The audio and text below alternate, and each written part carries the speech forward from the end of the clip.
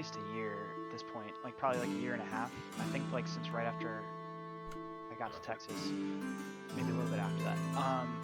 And so I'm playing as a bard. His name is Blumpkin. He's very like whimsical and funny, and he tries to talk his way out of everything, and he has really, really bad ideas. But he's very good at giving his teammates advantage and giving enemies disadvantages. But besides that, like when we're in just roleplay settings, he typically takes the lead and tries to like lead the conversation. But he's also very boastful. Hi, Gerbo. So nice to see you. Thanks really for tuning in. Quite trust what he's saying. I really appreciate it. And so his unnamed companions that are just a bunch of sidekicks, they've been following him around. And we started out in this northern city of Madaria. It's kind of like the capital of the Northern Empire. And so we fucked around up there for quite a while, became very, very good traveling companions. And then we went south to the Empire, like basically the opposing Southern Empire that Madaria is fighting. And we are on our way to Karn Valdir. We got there, and that's like a dwarven stronghold city. And so now we are going into caverns. I forget exactly what our quest is. We've been running Carl for I think two Session in a little bit. Well, yeah. So I do have to remind us that we owed the townsmen 3 shiny things for the 3 supreme health potions, and we were able to acquire 3 shiny green rubies in our last endeavors with that. I believe it was a giant snake, if I do recall. Yes, there was a snake. There was also a Gyno Sphinx, and we killed some ghouls. Maybe it was the Gyno Sphinx actually where we got the rubies. I think that's where it was actually. The ghouls this thing in like the right hand corner. It looks like it's just there's basically like souped up zombies. Okay, and the Gyno Sphinx, you like go like down farther. There's that big ass emblem. It's In the center of the 3 paths. Yeah. Okay. What were those 2 red lines? Is that relevant to anything? it was a trap. And then while we were walking down this hallway, there was another trap that was heating metal. So definitely every step of the way there's been traps. You mean like heating metal, like those little like ash things on the side? It was like as you were walking down the hallway, everything that was metal would get hotter and hotter. And metal then. Yeah. I don't know why I have 2 guys with me. I'll delete one. Okay. And we are live. So I'm following on my phone to see how it looks. all right. Yeah, welcome back to of Kobolds and Kovids, a D&D stream that me and some college buddies have started when the pandemic started as a way to keep in touch. We've got a new wizard in our midst, and we're gonna do a brief little recap, or they've been doing a brief recap, and we can get caught up and get into it. So, yeah, you guys basically explained how you got to Karnfeldir, the Dwarven city, got into the accepted a mission, came into this dungeon, and had a couple obstacles along the way. A heat metal trap and a floor with no friction with some spike pits that you guys cleverly avoided. The use of Mention ingenuity. the ghouls and other stuff. Yeah, the ghouls popping out of all the walls. Oh yeah. Yeah, a lot been going on. Oh yeah. When I almost killed everyone? Not really. You guys handled that pretty well. Blumpkin managed to take a scratch. I think it's the first damage he's taken in like 3 levels. And then he ran away. And He ran up the steps. he was scouting. Sure. I'm sure that's what Is that everyone what you thought. call it? Plum? Blumpkin the Bold. Boldly going where no person has gone yet in this party. Yeah, running out the exit. Yeah. It's an entrance from the other end. So, Hey, yo. all right, enough of the innuendos, I guess. All right, so we have So an, is the we have spider just firepower gonna now. be a squirrel again? Before we move on, is the spider gonna be just a squirrel again? Yeah, Okay. so at the end of last session, basically, your druid companion has used up so much of his druidic shape-shifting power that he basically reverts back to his original self and takes a nap in Thurod's backpack.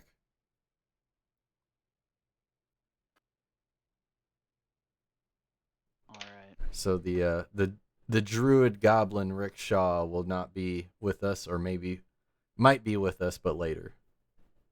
We shall see.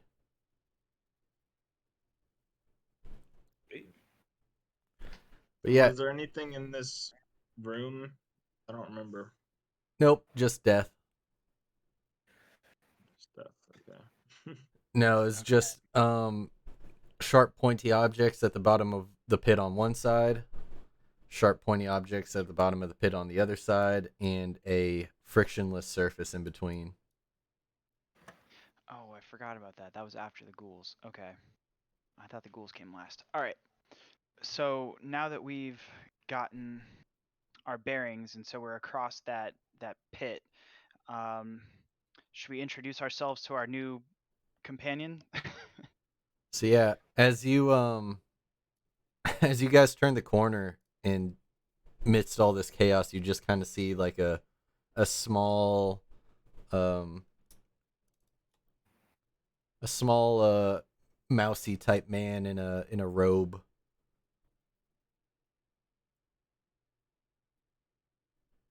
Mousy type man. Not a Alright, so mouse. He's just very. He looks pretty small. so Blumpkin, noticing that he's like small, he goes, "Oh, it's just a latchkey kid. Uh, maybe this person's lost. Like, hello there, little fellow. What brings you to the deadly dungeon that we happen to find ourselves in? And do you know a way out?" No, my name's Clamdor. Just got lost myself. Okay, well in that case, did you happen to pass by any treasure? Because we like shiny things and we know how to do math.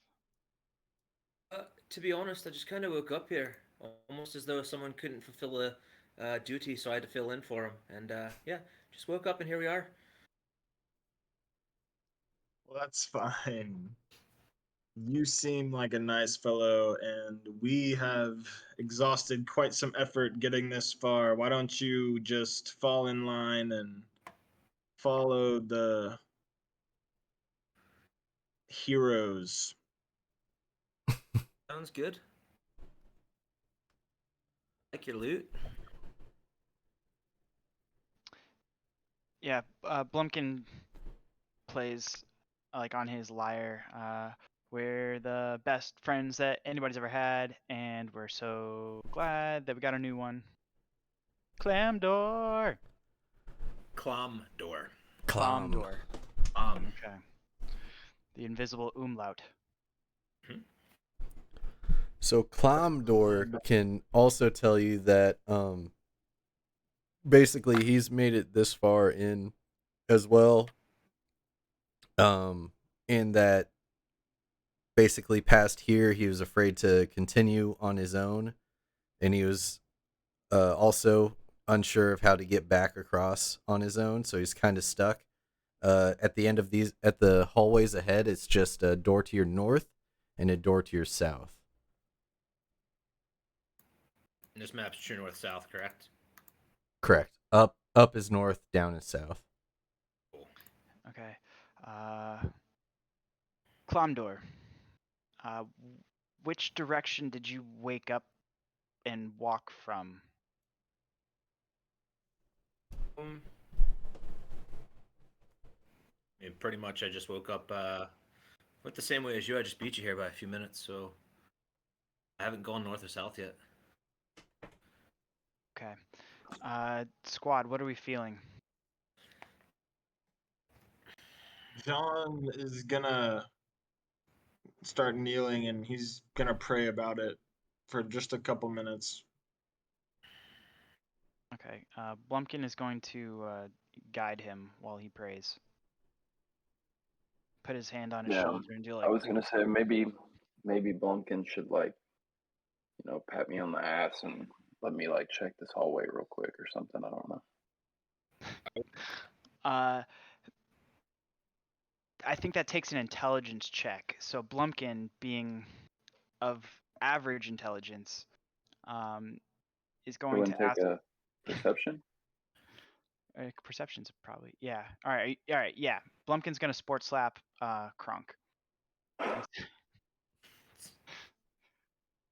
Kronk, what do your half-orc eyes and ears tell us? No. Let's see. Metal eyes and ears. Oh yeah, never mind. He is Warforged. What is Kronk? He's a Warforged barbarian. He's Okay. our tank. He's very good at smashing. Okay. Yeah. Oh, smash. Andor's tired, Very so he good. doesn't have emotional or mental strength to stay in Irish and Scottish accent the whole time, so he will go in and out. Yeah, to explain, so you heard about Blumpkin Clamdor, but John is John is a disciple of the Order of Mjolnir. And before we got here, the guy we got the quest from was my mentor, whose name is Atelstan. And so he's a cleric and a fighter. And he's the one who will get tired of Blumpkin's lies before they get too ridiculous. They're sparkly truths. Truths Okay. with extra zest on them. I mean, I just have a And very Weil about- is a tabaxi rogue, and she's very good at stealing things. okay. Perfect. Yeah, if there's something that is character specific, please just fill me in as we go, because obviously I don't know like things that you guys are better at compared to like what my character sheet is. So your character, full wizard, so very very intelligent. You're the party nerd, and you're also very good at like rummaging through things, like doing investigation and insight. So you're pretty good at telling people when they're bullshitting too. Okay. Just have a strange feeling about right here. You can investigate it. Yeah, I was gonna say I want to investigate that before we go north or south trap wise. Give me a second. I'm on dual screen at a hotel. Damn, my players. Yeah, we And also then, need to know what his yeah, what perception did I is. see? Yeah, what did I see? Your metal eyes see that this corridor is dry, unlike the previous foot of dirty muck water that you've been wading through this whole time. And basically at both ends is like a iron banded wooden door. Seems pretty sturdy and pretty identical whether you go north or south. The door seems. Can I ask if I like notice kind of anything unusual about the hallways? You don't notice anything unusual. That they seem more or less like the hallways you've been in, just unsubmerged, about 10 feet high, carved in stone, etc.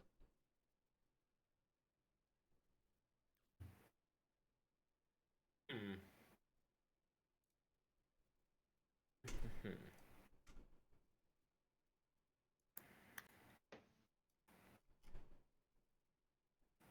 Hey Kronk, I can't see what you can see, but what do those doors look like? Do they have like slots? Like, are they barred doors, kind of like a prison door, or do you think it's solid wood? Could maybe one of us climb over the top if it doesn't touch the top of that 10-foot ceiling?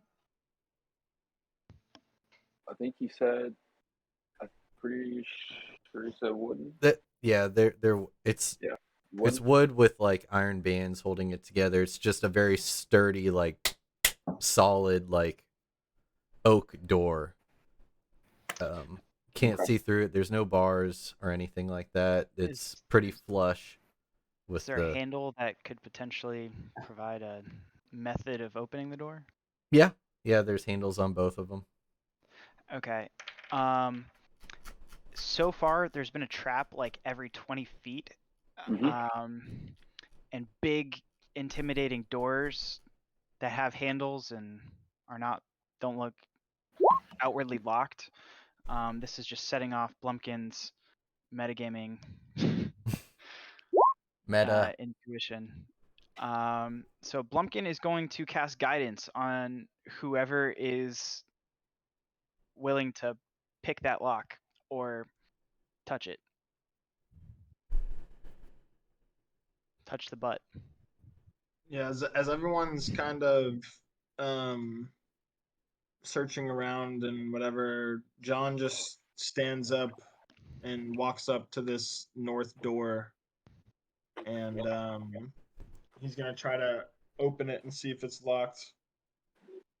Real quick, did I when I mean I know I only rolled a 13, but did I investigate when I investigated? Does anything Oh, with this sorry. area? I've explained his perception, but forgot to go back to your investigation. No, nothing. Nothing out of the ordinary appears to you in this spot.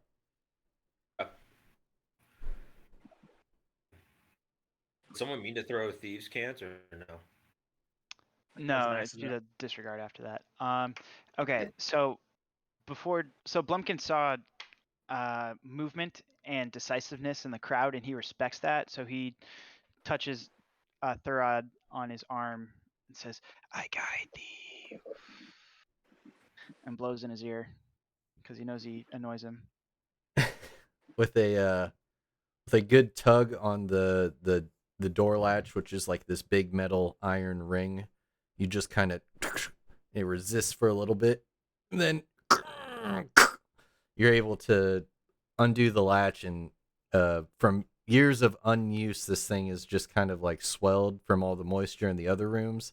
The even though this area is dry, you can tell the pretty much entirety of this whole area is going to be dank. So this wood is, swollen. It's a little too flush, and you strong as you possibly can just pull this oak door out, and it just swings on its hinge, revealing a room ahead of you with 6 canoes and a floating stream about 5 feet off the ground. It's like a stream of water that's off of the ground. Correct. Interesting. Well, I'm not too sure about getting into the water over here. Is there any chance you guys want to check out that other door? Maybe it's a little bit drier and feline friendly. Yeah, I think we should probably, because nothing zapped us, let's go open the other door too, and just because we can only go through one at a time. So let's see what our options are. You can only go through the door one at a time. You're saying? Yeah. So I think before we go through something where we don't really know what's going to happen on the other side, let's see what the other option is as well. Sure. John agrees and starts walking towards the other door and is comfortable with the way the hallway looks. All right. He's gonna open up the other door. Similar to the He's first kind of one, muttering to himself. this door is very sturdy oak, iron bands across it. It's swelled to fit that shape of the door slot perfectly, and with all of your might and muscle, you're able to just pull this thing. And same thing, once you get that first like half an inch budge, it just swings open and reveals a gigantic room. So you're looking out and down into an enormous chamber defined by terraced steps that ring the entire area descends towards a central enclosure. One sec. I have a handout All for you this guys. is like natural light, or is all this low light, or? It's all low light. Okay. Where is it? Where is it?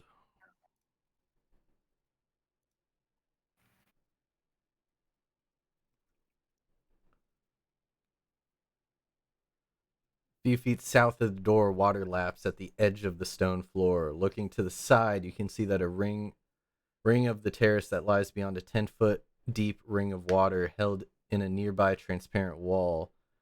Another of these watery steps is a terrace in the terrace, somewhat lower than the first. And at the level in between these aquariums, the terrace steps are dry, but the area is still enclosed by a glassy wall like the others. Can you post that text in the Discord chat just so we can reread it?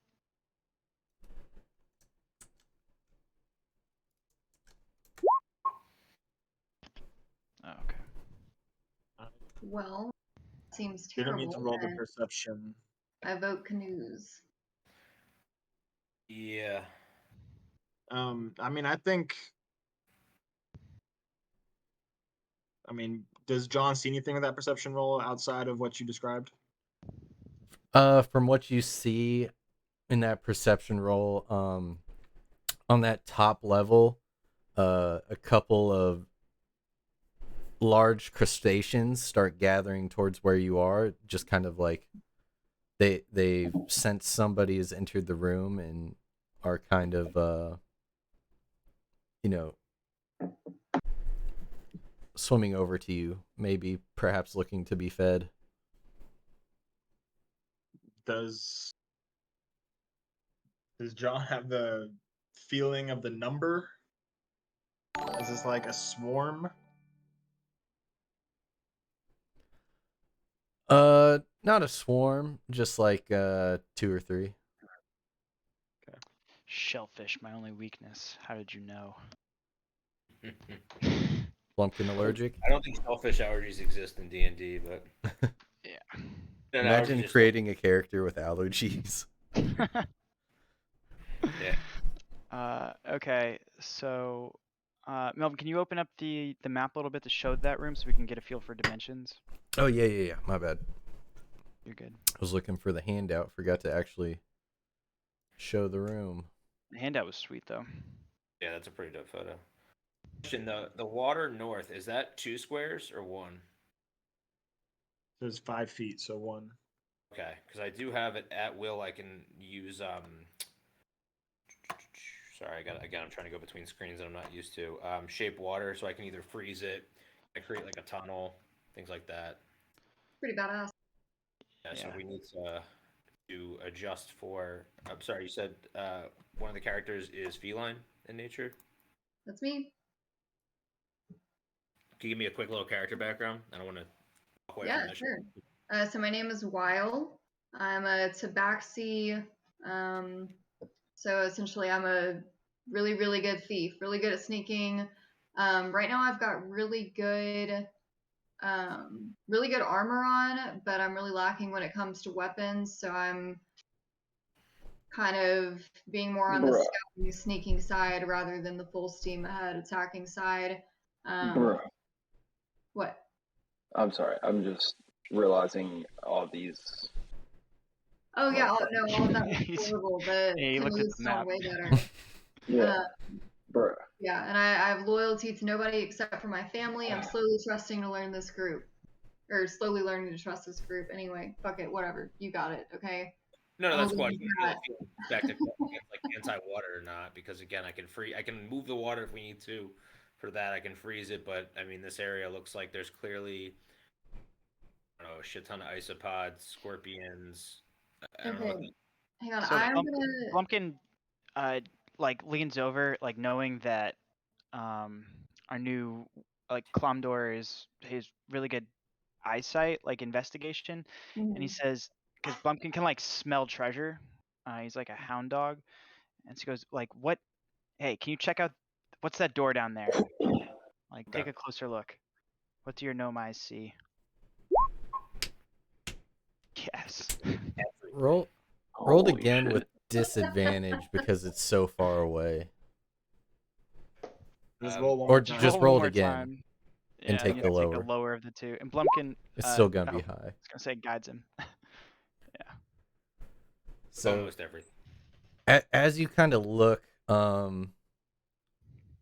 it's kind of hard to see, but it's still terraced down. Maybe one of the taller people kind of lifts you up so you can get a better line of sight to look down You're on into the Kron's bottom shoulders. terraced spot. But basically, there is a what seems to be something set into that stone that looks not like the rest of it. Is it Smaller. shiny? Can we tell if it's like a jewel? It's not shiny. It looks like stone, but what's set in there looks metal. All right. It's a very good investigation roll, but also it's very, very far away. So Blumpkin's treasure tingles are back. Like he's getting small, tiny, like lightning strikes in his mind, thinking of a way that he can like get this treasure. Um, Blumpkin's can you? basically like, like once he saw something, is kind of everything else kind of blurred out and faded away in the corners of the peripheral of his eyesight, and he's just locked into this thing. He has tunnel vision. I don't know if you've seen the Mummy 1, but it's like he spotted a scarab in the wall. Be We all know how 60 that feet scene in the air, ends. boy. Okay, so all right, so we can see like chimeras down there, like walking around in front of the door, like they're just like loose in a pin. I'm going off of like the handout right now. Yes. So, boy, it'd be good if a druid was here to identify these animals. Rick kind of John will roll a nature check. How about that? sure. Maybe Clamdor would Here, be better. do it with advantage. I've got a, I'll help you out Okay. Oh, benevolent because DM, thank you. you have a druid in your backpack. Maybe he wakes up for a little bit and can look over your shoulder, kind of whisper in your ear. Oh, what the fuck? With advantage. You can tell that these are giant crayfish on top. It's pretty easy to see those. John Smith even knew what those were. The level below, John Smith Can I kind of knew what the, retroactively guide myself? I did not mention that, but can I retcon a guide? sure. It's a cantrip, why not? Are we allowed to have Rickshaw like make a roll? Can we just like nudge him, like wake him up? Like Blumpkin will take him out and like shake him and be like, "What the hell is? What the hell are these What are things?" these things? Yeah, sure. Let me I'll roll a nature check with him, and it can. John Smith basically knows that the topper crayfish and the next level down in the dry tank that's got glass on the top and the side is big ass scorpions. He's not sure of the scientific Latin nomenclature, but he refers to them as big ass scorpions. Well, if they're big ass scorpions and they've got glass on the top and the side, are they? Can I roll for an investigation and see if they're encased or if they have like an exit? So yeah, so the way this is does everyone still have the handout open? Yeah. The picture? Yeah. No. Let me get it open. Sorry. 1 second. You go to the journal. Is it at the bottom of our handouts list? I see. Yeah. It's called handout Probably. 26. Area 26. So like if you open up the White Plume Mountain folder and then Mhm. player handouts, then scenes and locations. Is it not just like terrariums and aquariums? That's like what I am picturing when I see this. Yeah. That's pretty much what it is. Yo, So Kronk, what's your nature like? Because you have relatively good wisdom. so that nature roll was Rickshaw's. Oh, okay, you did it. First two levels have been nature identified, and you're spell. like, damn, I wish we had a druid. And then Blumpkin kind of reaches into the backpack, grabs this little goblin by the scruff, and starts shaking him like, what are these things? And he wakes up for a He's like, brief he moment. guides him while he's shaking him. He's like, So I'll roll a d4. Damn it. well, the things up top, I would hope that you guys know what they are, in his sarcastic tone. But Yes, I've eaten them before. The bottom ones, the ones standing in front of the treasure, you fool. the ones in the water down there, those are sea lions, obviously. And then, well, those look like manticores at the bottom, but they don't have any wings. Yeah, must be why they're stuck down there. And he kind of nods off again. His mana is depleted. Too tired. John Give this man a sensu beam. calls over Clamdor. He kind of, now that he sees that Blumpkin is really, really interested and, we're committing, he calls over Clamdor and kind of asks him, hey, didn't you say something about being able to manipulate water? Yeah, so I have the ability to manipulate water. Are a little far, I believe, but I can make someone fly as well, up to 60 feet. So just keep that in mind. I think we're about 60 feet will drop us right here. Hold on, I gotta go back to my actual. Okay, will put us about here. Can you fly somebody towards you, or does somebody have to start out next to you and you fly them to a certain spot?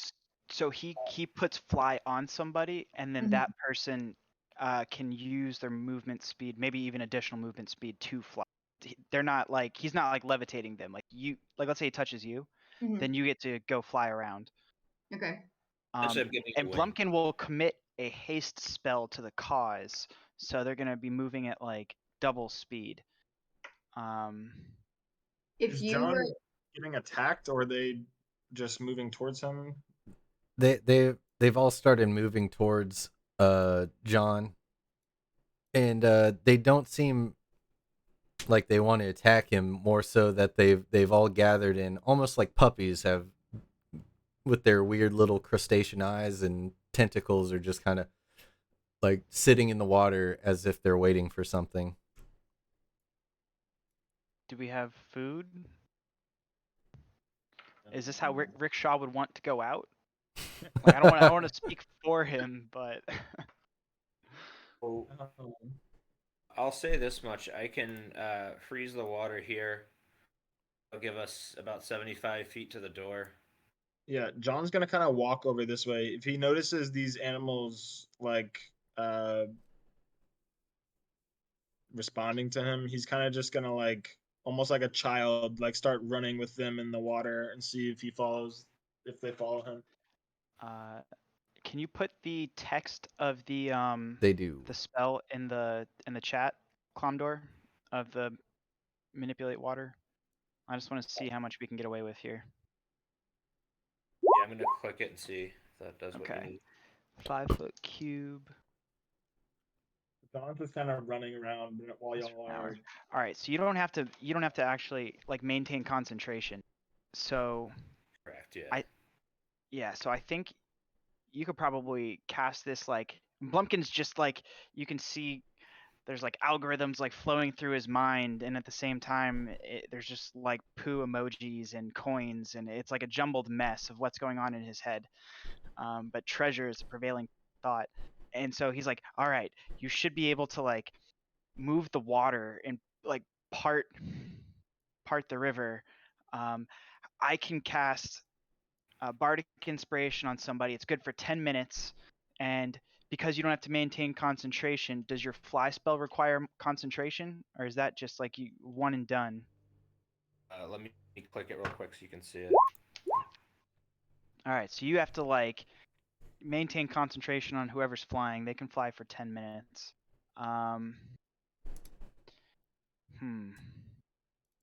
So when we're looking down at these scorpion people, they don't really know. Do we have to like walk through their pit, or is there like glass over the top of it? Looks like there's glass over the top of every level. Yeah. So my thought is if I freeze this area here, So I can explain. Yeah. There's not glass over the first level with the crayfish. Okay. There's the stone you're stepping on, and then it's just water, and then it's glass on the side that goes down to a glass ceiling on top of the scorpions. Then it goes Mhm. down one step with a glass wall, so scorpions fully enclosed. Then Yeah. it's open again, open on top to the sea lions, glass wall down to the manticores with their wings clipped. Okay. Sounds like we don't have access to the water anyway, or at least the creatures couldn't get out. The to the bottom is bottom. open, the very bottom. The Right. manticores are free. Right. essentially we could freeze or part. Hold on, I gotta change my thing. We could freeze or part this one, and on this, since this is just glass, and then For gaming, can I just say I still don't know if we really need to get all the way to the bottom to determine if it's worth dealing with manticores. So Okay. But Blumpkin's like, all right, Clomdor, Weil, let's at least get to before like let's freeze this right here and then walk across that and get to the glass enclosure where the scorpions are. And let's see if we can get a better look at what this treasure is. And we can like walk around the side. okay, Try to get closer. I'll use freeze then for this chunk of water. We can stand on it. And is John Smith like continuing around the side even farther? yeah, John Smith is just running and playing with the crayfish, and he's scared of stepping on the glass because he's heavy and in really heavy armor. That's fine. No one called you fat, dude. That's the case. At least this is frozen, so that we can hypothetically walk to the glass here, where the scorpions are underneath us. All right, so are we good to traverse that, or at least attempt, Melvin? Yeah, and everything's gonna be 10 feet. So 10 feet wide, 10 feet down, 10 feet wide, 10 feet down, etc. You know what I'm saying? Yeah. If that's Alright, the case. I can only do 5 feet for my. You can Yeah, but you cast can it cast it multiple multiple times. times. Okay. Then I'll just use it to So freeze that to put us here. this And is it lasts for 1 hour. frozen. Yeah. All right. So we're down here. You guys want to walk around to the side? Here, Weil, you're pretty sneaky. Do you want to try to tiptoe around to like here to make sure that like just kind of like stick your toe out because you're really light on your feet and just make sure it's not going to like fall through? Yeah, that's fine. Is this something feline agility? I'm just trying to understand moving with a burst of speed. Is that something that I have to do, or like wait until we're in combat, or No, so Yeah. basically, well, I think you can. Oh yeah, it is in combat. You're right. Never mind. okay? It lets you Right. double your speed on a turn, and so basically you can go 60 feet in one turn Mhm. and then hit somebody, or you can go 30 feet, hit somebody, and then dash back 30 feet. Okay, but that's like when we're in combat and turn taking. Yeah. Yeah, when you So move on your Okay. turn in combat. yeah, Okay, sweet. Then I'm gonna roll for stealth. Sorry, wait. Wait, you got me at normal or advantage right now? normal, and Unfortunately, I'm gonna have to take the first one. That's fine.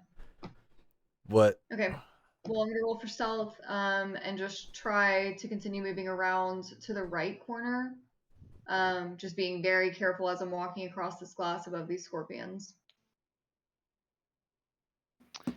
Brad, you're a time wizard. Do something. All right, give me a sec. Doctor Strange, Eyes of Agamotto. Hold on, is that to go through my spell book to figure out what the hell that it's even called. Go to features and traits. Yeah, okay. Sorry, I'm trying to figure this guy out right now. Features and So, traits. wait, Yeah. just make sure you don't have to use it until after you find out what. Yeah, I just want to figure out is creature within 30 feet, you can make an attack, roll ability check, saving throw, force a creature to reroll. You make the decision after seeing whether the roll succeeds or fails. Okay. Yeah. Okay. All right, gang. I've got a question for y'all. Since we've kind of done a soft reboot, how do we want to handle natural ones that still have a high score? No fumble table. Just come up with No something more. realistic. Okay, so Yeah, like that got a little out of hand. yeah, well, that was kind of fun. It Seeing was everyone it was score. funny. Sometimes it was like awful. Break your sword. Break your magical +3 sword. Yeah. I forget who that happened to.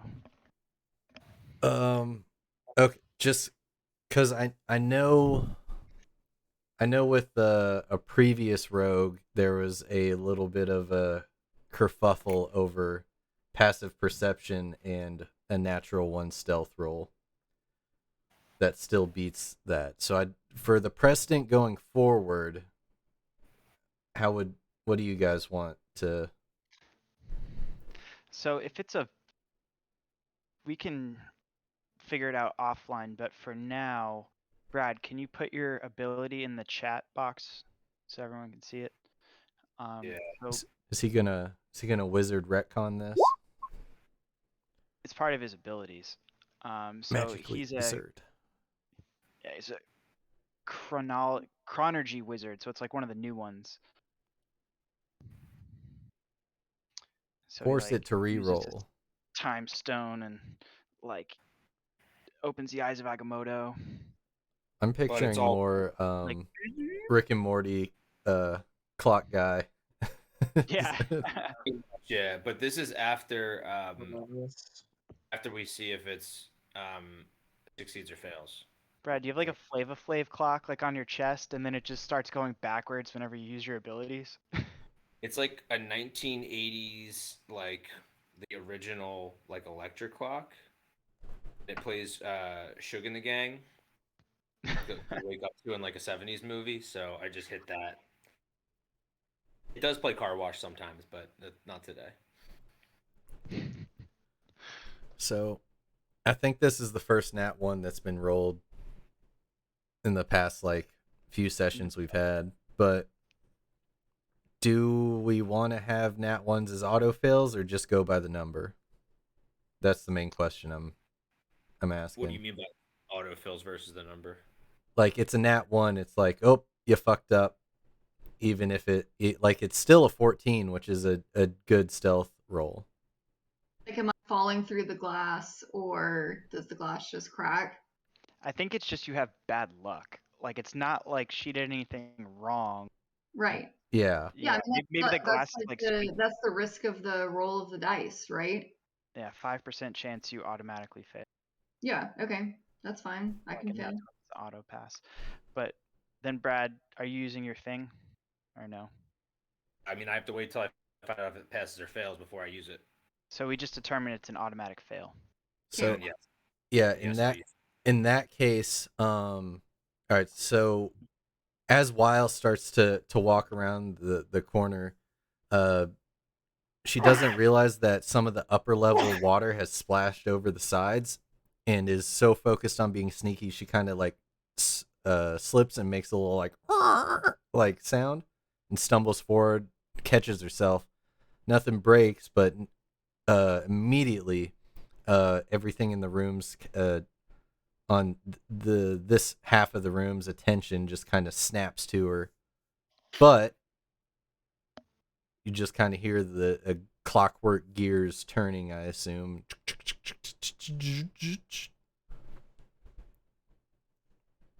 The record scratch.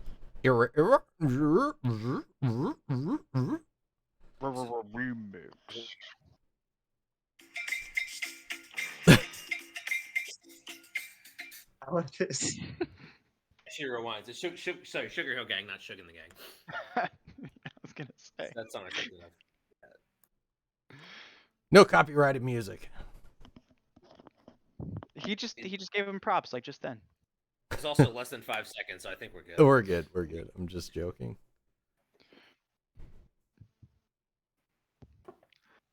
So that is Alright, going to we can rewind. use the 32 now. So yeah, we can use the third if rolled twice. So basically, like just kind of and like kind of reverses everything. The slip while stands back up, and then now with the water known to her, she can kind of with ease move stealthily along this ledge, kind of keeping her back towards the water as she sees John Smith kind of keeping the crayfish's attention over here. Okay. Blumpkin, like, without he's trying to just like wave. Or wait, no, he has message. I think. Yes. All right, so Blumpkin is going to use message. Be like, red leader to sneaky person. Can you see anything? Can you see anything shiny? Like, is there treasure? Over. But I'll roll a perception.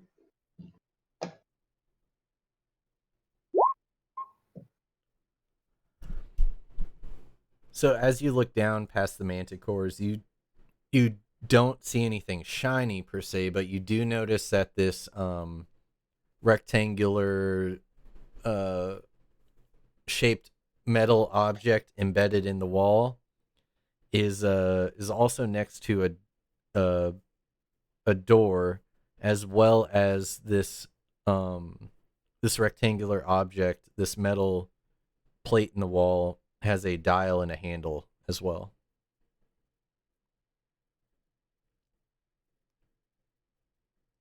Cool. What was the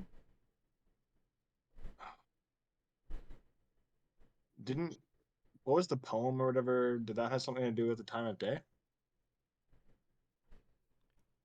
The thing you read like originally? The poem at the beginning was more or less just like a note saying where they had taken the stuff. Because that wouldn't be a It clue referred to for- the mountain as a Okay. whole.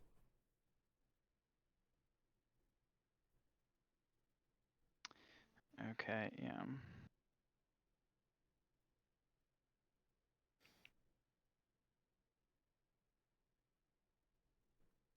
Yeah, well, John's just continuing to run around with these. What's While what can started I off roll? as like just doing it for the group. John's actually like kind of having fun with these crayfish now. He's like, look at these things. They love me.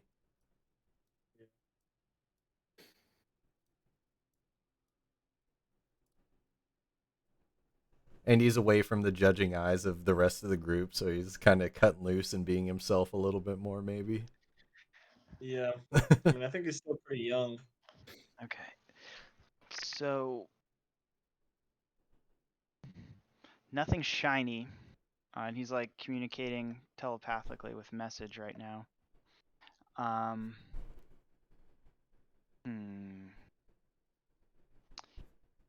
He looks over at Clomdor, like, Clomdor, you're pretty smart. Between you and a natural thief who's very skilled at her profession, do you think you guys can get through a safe and or figure out this door? Because I'm very good at creating distractions. Yeah, I'm down.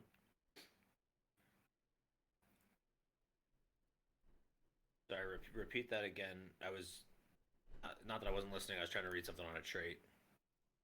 He's asking you guys to try to sneak into the door. Yeah. So you're really smart, and Weil is very good at stealing and being a thief. So I think between the two of you, you have what it takes to get through this door. And as your benefactor and default leader, I will volunteer myself as bait to create a distraction. Okay.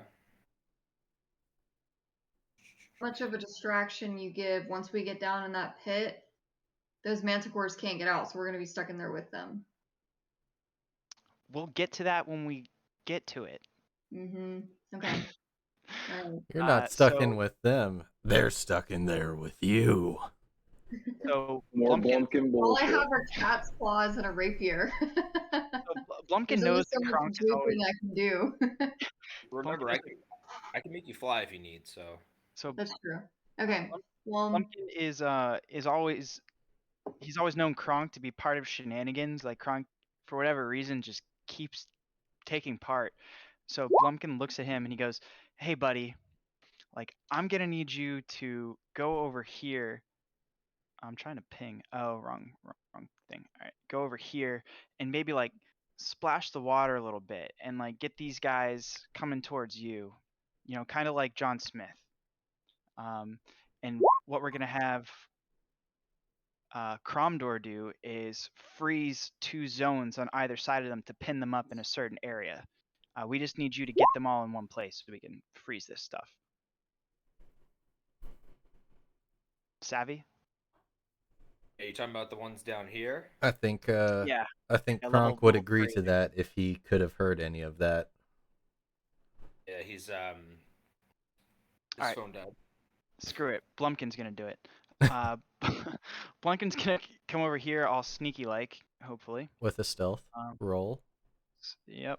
All right. What'd I get? A little 13. 13. Okay. Can y'all let's hear not- me? We can hear you. Yeah, we can hear you. All right. I had to hop on my computer here. My phone just died. I guess fill me in again on what exactly. So what we want to do is have someone come over here to where Blumpkin is like standing on top of the scorpion people glass and get Okay. all of the, I guess we're calling them sea lions, to one zone. And then Clomdor is going to use his ice freezing ability to basically pin them into like one side. And then Clomdor and Weil are going to, we need to still TBD on some certain details, but they're going to be attempting to open up that door. And Blumpkin has volunteered to take the most dangerous part because he's invincible. Wait, we're going where now? To the. We're coming to this part right here. Yeah, to that's what I get thought. some Okay, treasure. to the center, the door If there. you can get the sea lions on like Alright. this side, I can part of my water shape. I don't have to freeze it. I can actually just kind of like part the sea, if you will. I would freeze them in. I would like put two big old blocks, and if they try to like get out of the water, Kronk's got a really big hammer. Is it still a hammer or is it an axe now? I mean, I have a hammer and an axe, a war hammer and a great axe. So. Okay. Well, they deserve bludgeoning. You know, like whack the seal with a club kind of Yeah. thing. Yeah. Oh, If you can Jesus. get them, I mean, you don't have to get them. Just get them on one side of it. That way, we can like freeze that area, create like another little path here, let's say, so that we can look down at these. Or even if we put the path here, so right next to the door, we can, if they're frozen over. We want to here. make them have to fight us on land. Like make them come into like our. Okay, well, so then I think that you should bring them over here, so that I can freeze this point here. Right, sorry, this point here, and like this point here. That way, this three, where I'm trying to click, 'cause I know you can't see my mouse. These Yeah. three squares are open for us to just kind of walk on as a different frozen thing, so that we're not. We've got some space to look around down without them trying to get on us. And so to help with this, Blumpkin's going to use his mage hand and like kind of tickle the water over there a little bit, without actually risking his person. Does that draw them over there? Where? What? I missed the ping. Over here. Over here? We want to get them. Yeah, we want to get them to like the northwestern quadrant. I'd say you're able to attract 2 of the 4 this way. Okay. Clomdor, you want to freeze this right here? And then since y'all have been down here for so long, I'm gonna need everybody besides Weil. Well, Blumpkin made a stealth roll. We'll use the 13. Kronk and Clomdor. I'm gonna need stealth rolls. Give me 1 second.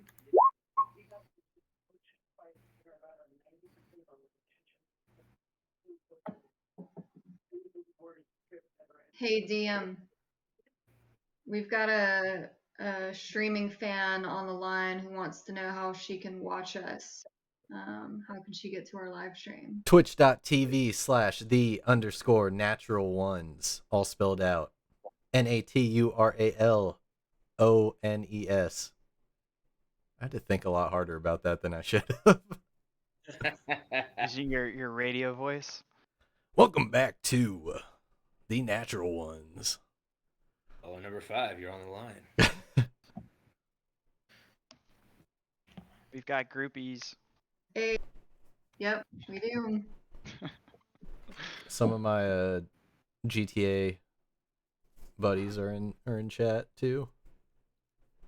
Nice. Heck yeah. All right, so Clomdor's got his 10 stealth. Kronk, can you roll a stealth? Make sure your fat ass didn't fall through the glass.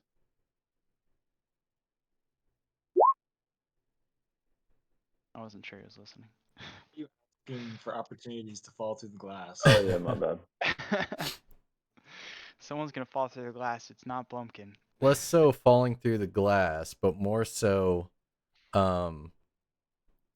this manticore.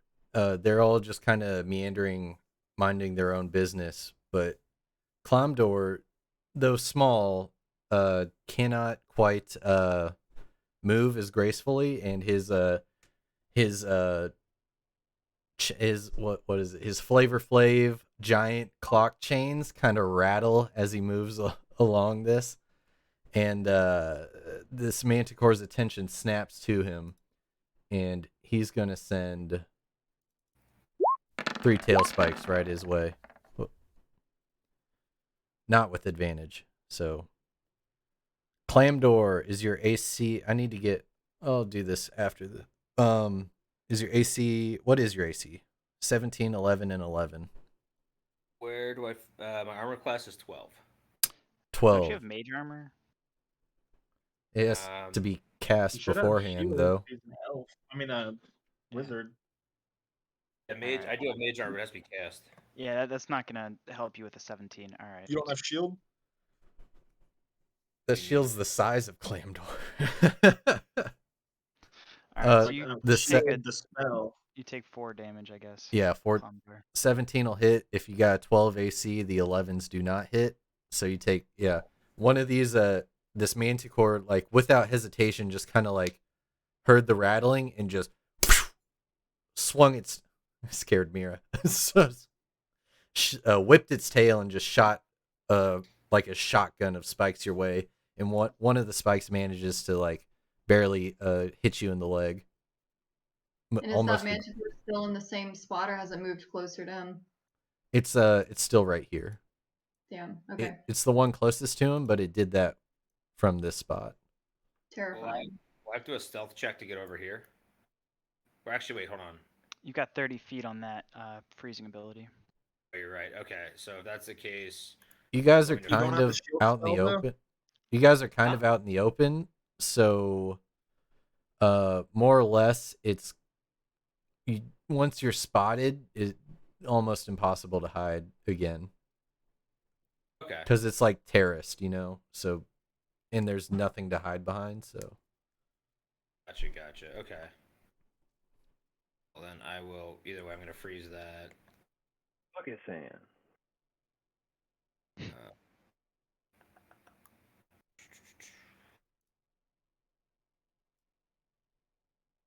Okay. Right. We want to try and get the other two over here. So Blumpkin uses message to communicate with people like one at a time, and he remembers that he has hypnotic pattern, which basically creates like a big swirly object, like a, you know. And so if those things look at it and they fail a wisdom save for 1 minute, they're basically incapacitated. And I feel like a minute should give you guys enough time to get down there. And if one of them happens to wake up, we can deal with that one, like probably individually within 10 turns, as long as the other ones don't take damage. So I think we should probably try to do that. As soon as we get these sea lions pinned. What are we thinking? You should do it. Make stuff happen. Okay. All right. So I guess we can cross right here. Whoops. We can cross right there if we wanted to, or Clomdor, from where you are, you could freeze, I guess, right here. Mhm. I think we want to approach from like this area right here, right? Like leave like. Correct. Ideally, I want to approach from either here or here, because the door's right, or any of those three, because the door's right here. So ideally, if we can get these two over here at least. Okay. Blumpkin, if you're using that spell on the manticores, then should it not matter like how we get in? If they're kind of knocked out, can't we just go like walk between them, get to that door? Trying to plan for the worst in case we need to like GTFO after. Okay. That's kind of how things tend to go with us. Okay. Plans tend to melt down when they're my plans. So I'm thinking we could put like another block of ice right here or right here, and then have Kronk be on sea lion duty. Like if he pops up his little head, again, club the seal. Tale as old as time. And we can deal with one seal, but we need a good way in and out of the manticore pit. So let's sneak over south towards where Weil is and freeze another block of ice, Clomdor. I mean, a turn order just dropped. Is that on purpose or? He's anticipating us failing, but we're not going to fail, Melvin. No, I didn't say anything. Have to This is sneak. gonna work. No, Have to sneak to that where? turn order popping up is the DM like, yeah, okay, all right, keep going with your plan, y'all. Yeah, go on, guys. Let's see how. I want to see how this turns out. Clomdor, cast mage armor. I'm One of them about to. saw you. Oh, I Then you guess know have shield. Shield should be a spell for you. shield is not a spell. Mage armor and identify are. I'm saying shield is a spell, and wizards have the ability to learn it. I'm saying you should have that with you at all times, because that's You can thank. way better than mage armor. Yeah, you can thank Blumpkin for that. He helped me put this sheet together. It's all good.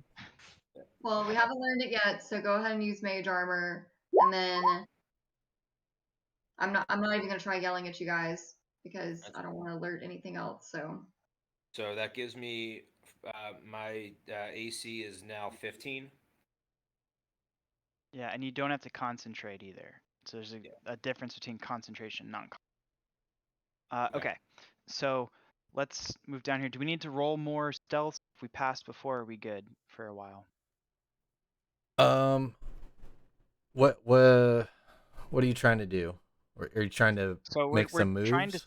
We're trying to sneak down to this area, and then Clomdor is going to try to freeze this little block here. Kronk is going to be waiting for the seal to make a move, like fuck around and find out, and then he's going to club it if it tries to get out of the water. And then Blumpkin is going to use hypnotic pattern to try to put the manticores in the pit to sleep. So then the smart guy and the thief can go open up this vault door, and we can get to that sweet, sweet treasure, baby.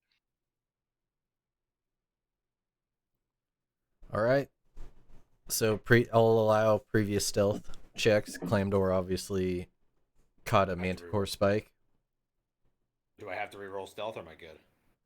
You're good for now. The Manticore knows where you are and will Oh, act accordingly soon. all right. So now that Blumpkin's in range, Blumpkin is going to cast. Oof, do we want to do this now? Are you fine getting shot at one more? Trust yourself. Yeah, it's fine. Okay, that's the spirit. So, go ahead and here, get yourself down here, and freeze that block right there. Okay. Give me 1 second. Sorry, I'm trying to zoom up on the map here. Of course, zooming in too far here. All right, so I'm going to move to here and freeze this block here. Herb.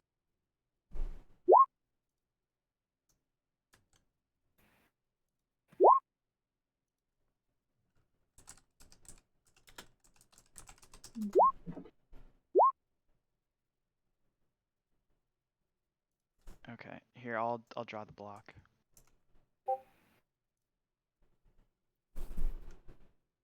Boom, boom. Okay, so we're frozen.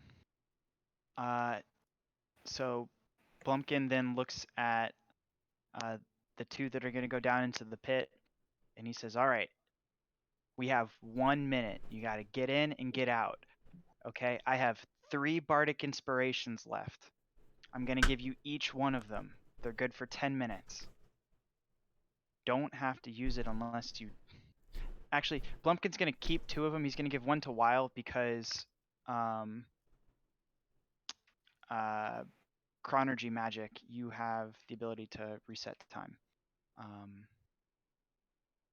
more time, yeah. Yeah.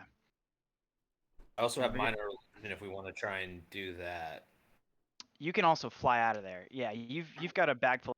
All right, while you're getting bardic inspiration, you guys will be able to get down there in 1 turn. So that'll give you 9 more turns to get this thing open.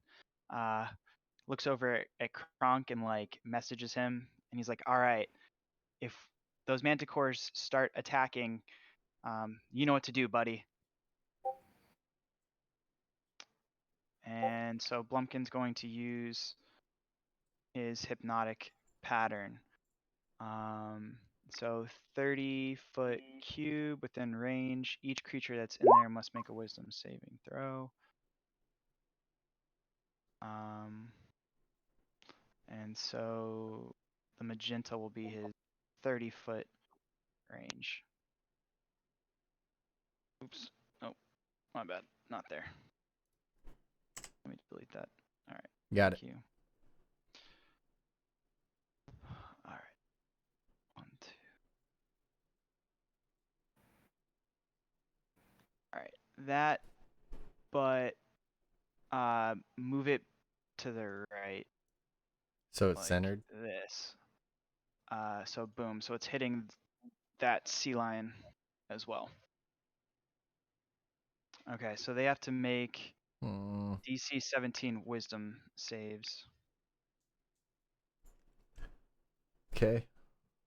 So let's start off with the sea lion.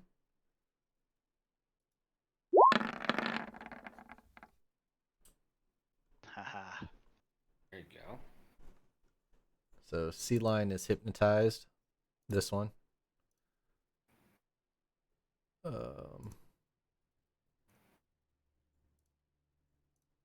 Right, that one. Yes. Yep. Then all 3 manticores. So we'll do a 1, a 2, a 3, 6. Okay, so the one that gets the 17, Blumpkin's going to use is cutting words and burn another bardic inspiration, and so that one takes a minus. Roll the bardic inspiration die, so minus 10 to his roll, so minus 8, and he's like, You got shingles. You're so scaly and da da da. You wish you're a porcupine, and he's just like basically using very very nervous on the spot kinds of insults. So, and it reduces it by 8, so therefore. Therefore, he fails. Yeah. So yeah, the one that was kind of snarling and looking at Clamdoor's since kind of got the 1,000-yard stare and is looking past Clamdoor. The other two that were just starting to become aware because its fellow Manticore was disturbed have just kind of like been subdued and kind of just lay down. And so Blumpkin continues his like hip gyration to keep the concentration going on the hypnotic pattern, keeping them in their deep slumber. So while that's Seems going like he's on, a seasoned hula hooper. He knows what he's doing. while that's going on, Clamdor and Weil are gonna go across this ice. Drop down to the door. Well, I guess Weil, you want to probably drop down to the door, right? You have way more stealth than I do. Yeah. I'll come down with you just to in Probably case don't something need. happens. Melvin, do you want me to go ahead and roll for stealth again while I'm jumping down in there? Yeah, do 2 more stealth rolls. One for you, one, and then Clamdoor. Reroll. What do you mean D2? Do He do said a D2. No, you Like, too. I do a roll. you as well. Make Oh, I thought you said D2. I was like, what? you Yeah, Melvin, yeah. That's literally a coin flip. All right. So 13. As Weil makes her way down across this ice, Clamdor, once again, you can't stop jingling these keys, and when you make it, oh shit.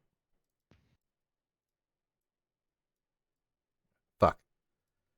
All right, I'm gonna move that up there Melvin so says we you've can see you. actually frozen yourself.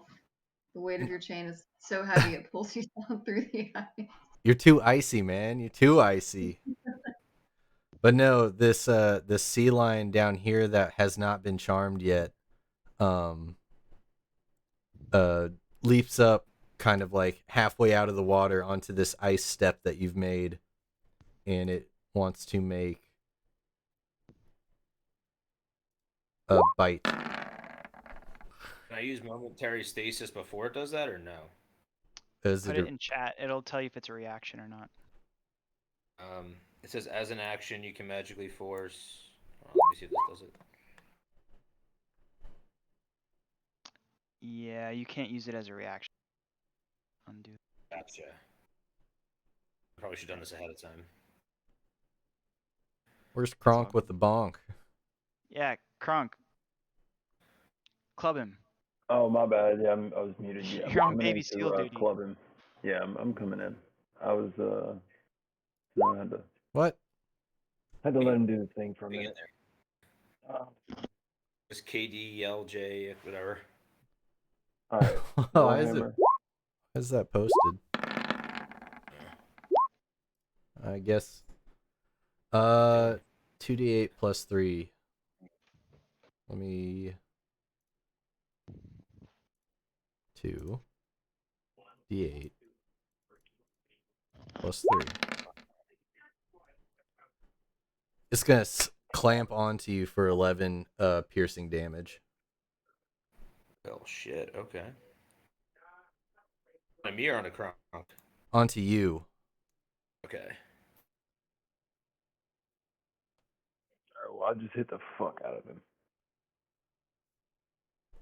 And we might as well roll initiative, since God damn it. Everybody? yes, it'll just make everything a little bit easier going forward.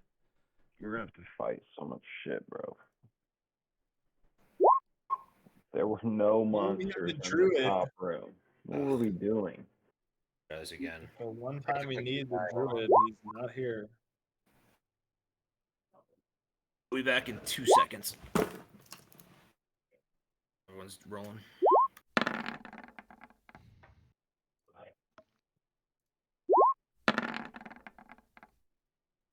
for the record,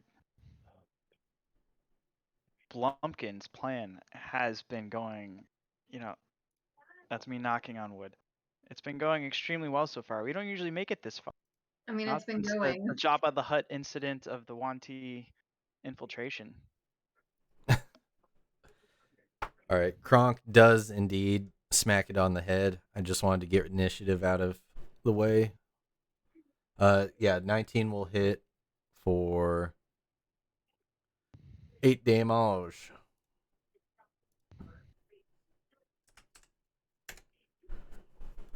So yeah, Are we- you basically bonk this thing on the head and get it to let go of Clamdor. The scorpions are alerted, but the glass isn't broken yet, so there's not much they can do. The hypnotized things are hypnotized.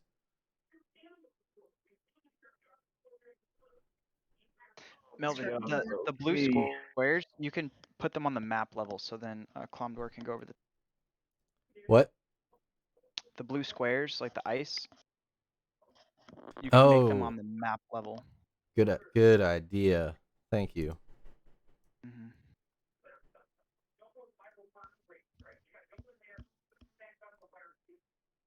So good this turn order, or can I start working on the store? Does Kronk have? He did the one attack.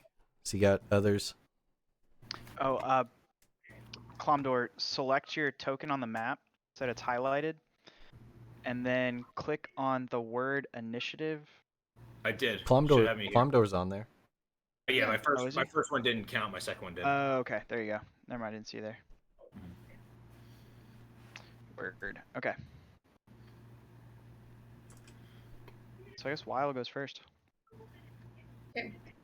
Right. For lock picking, I'm not sure if sleight of hand would be exactly it. Yeah. Okay. You Not have sure if that you was have thieves tools, right? I would assume. not currently. They should come with your character, Okay. like in Yeah. the beginning. I don't I have think- anything specific lifted or listed. Excuse me. I think all rogues get them as I think starting you start equipment. with them. Yeah. It's okay. We'll add them to your sheet later. Okay. Thanks.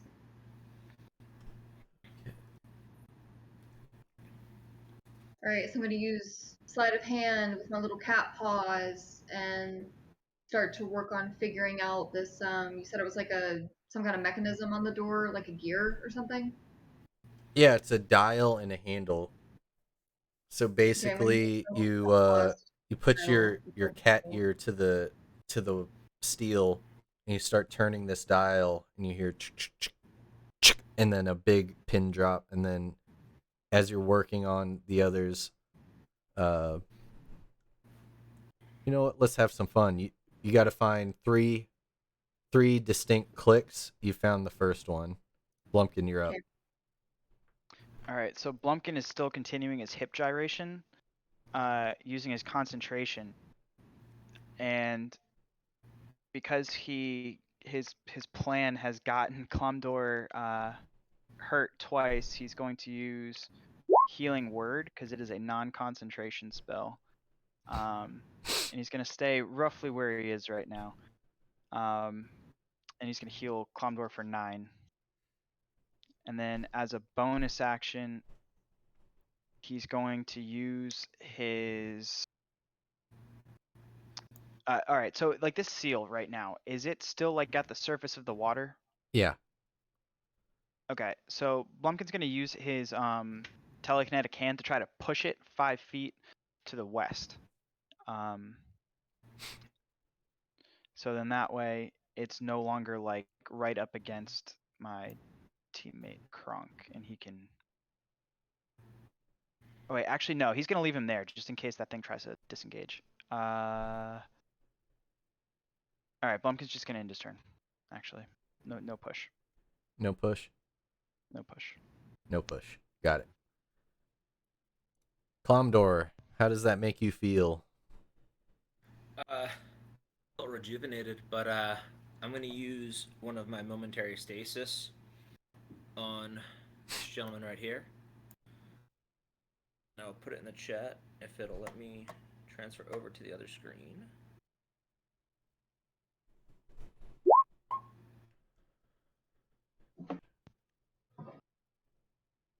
Con Close. saving throw.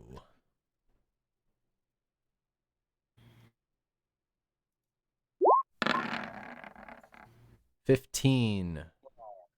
What's your spell save? It says it has to be 17. Let's go. All right. So the creature is encased in a field of magical energy until the end of your next turn, or until the creature takes any damage. So, that being said, because the creature goes before Kronk, so Okay. I would back up like 5 feet. okay. Yeah, just in case. Okay. Back up 5 feet. My turn. Thurod, what are you doing? You still having fun with the crayfish?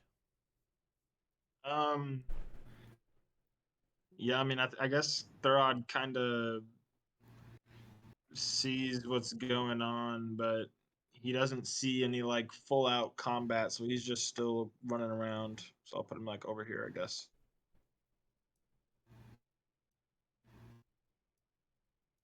And the crayfish follow. Okay. Crayfish are not violent yet. All right, so the sea lions, two of them have been hypnotized. One's been put in stasis, but this one has started, feeling the commotion of the ocean and starts to swim over.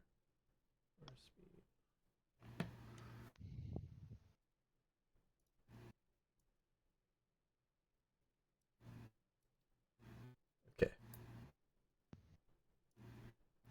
But it can only make it to about here. And that is it for its turn.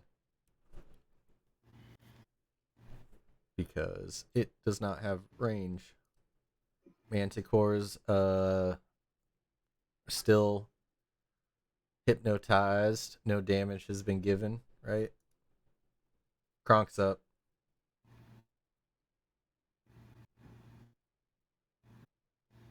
All right, are we allowed to just get the fuck out of here? We need 2 turns. 2 I'm more so turns. close. God damn it.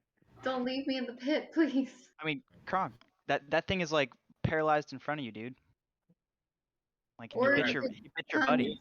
But here's the thing: it's gonna be paralyzed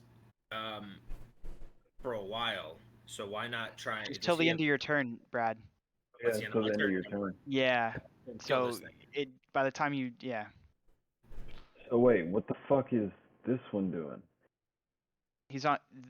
The one on the What is- left is on its way, but this one right here, you damn it. wounded it. Don't be a quitter. I'm not.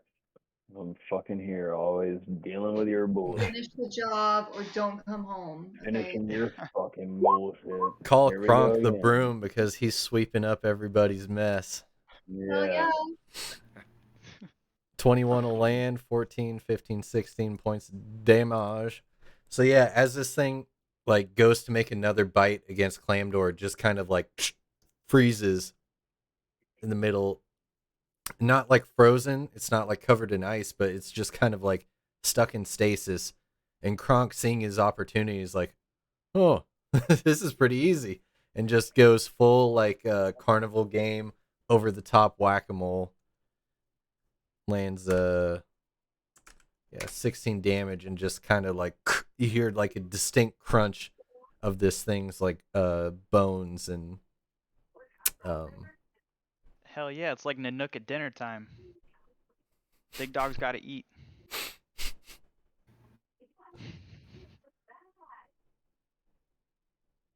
Hell yeah. a little blood spurts out of its gills, but other than that, it's still kicking. And now that's been taking damage. it's no longer in stasis.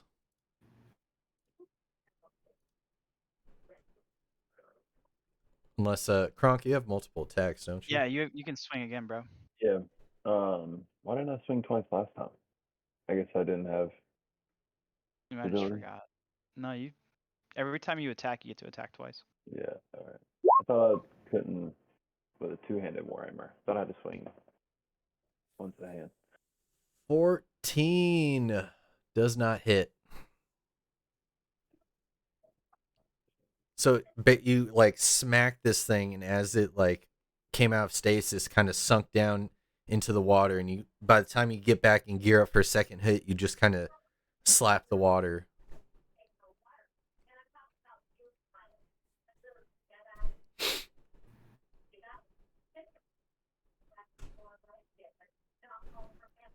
Anything else, Kronk?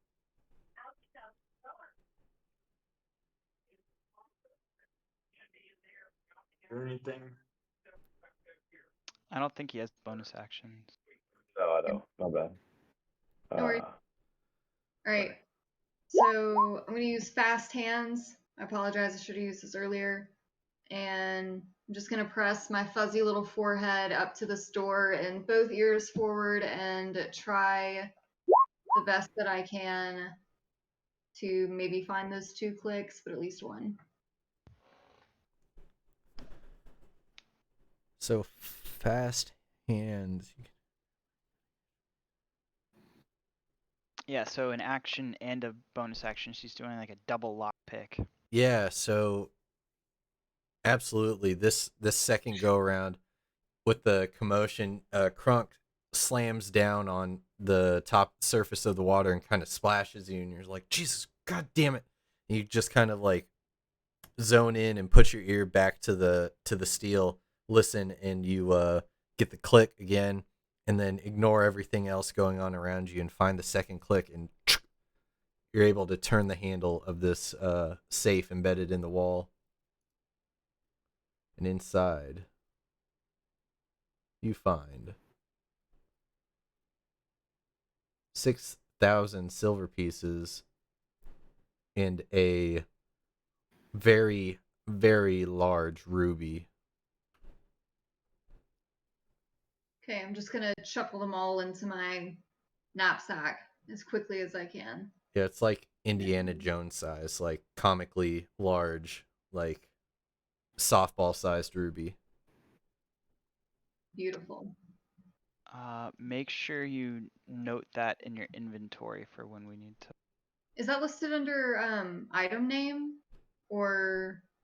Yeah, you can hit manage item and then like type in very large And you can coin. Or put very that large- ruby is worth 3,000 gold pieces.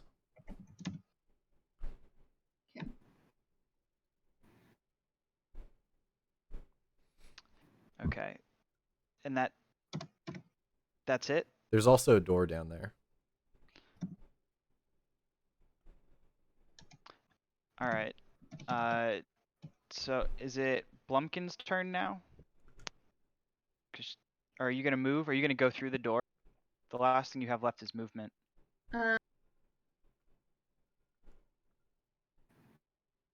I mean, why not? I can see in the dark, and I'm already this far. I'm gonna go into the hole. Go. All right, so if you go through, you're going through the door then a while? Yes. Okay. So same as before. It's like a large oak door with iron bands, with a ring to pull on. You pull this open. It's very hard, and there's a short walkway before a room opens up. And what you see before you is just a like strangely, like, for what you've seen so far, just a super dry, warm, elegant room. It has lavish furnishings and decorations everywhere inside this room. The floor is strewn with rugs and cushions, and tapestries cover the walls. A hookah as tall as an adult human stands in one corner, and the largest piece of furniture is a sumptuous divan. Like a good place to take a cat nap. I don't know what a divan is, but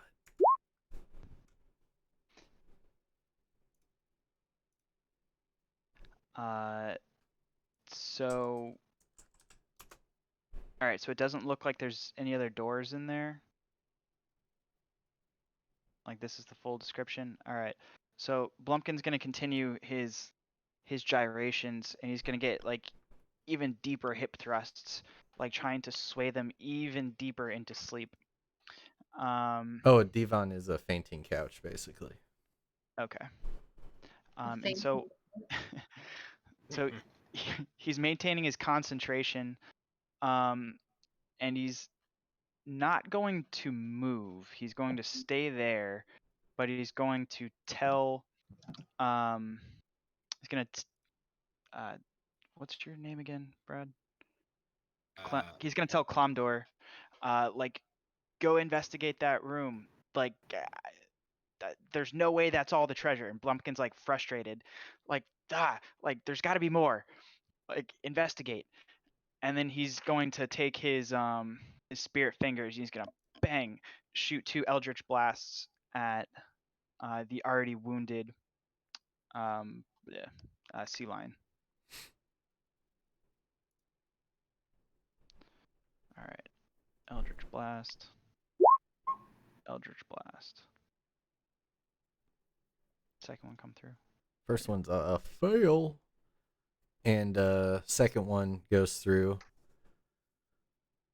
So the second one, 26, gets 6 force damage, 6, 7, 8, 9, 10 on the sea lion, right? Yes. All right, so it takes. Yeah, it kind of just singes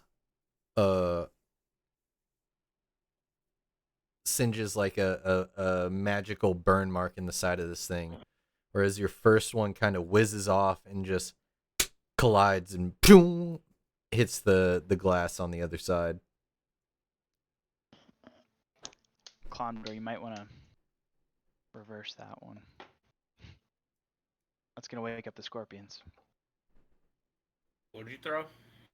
I did a 10 and it just hit that glass casing with scorpion. Correct. I don't have to play this until he tells us if it cracks it or not, though. Yeah, no, I mean like get ready. Well, it hit the glass like these things. Yeah, but you gotta remember this glass is strong enough to hold, I don't know, large fat asses on here. Like, there's like 8 people True. on. All right. For my, I'm not gonna use a bonus action. I'm good. All right.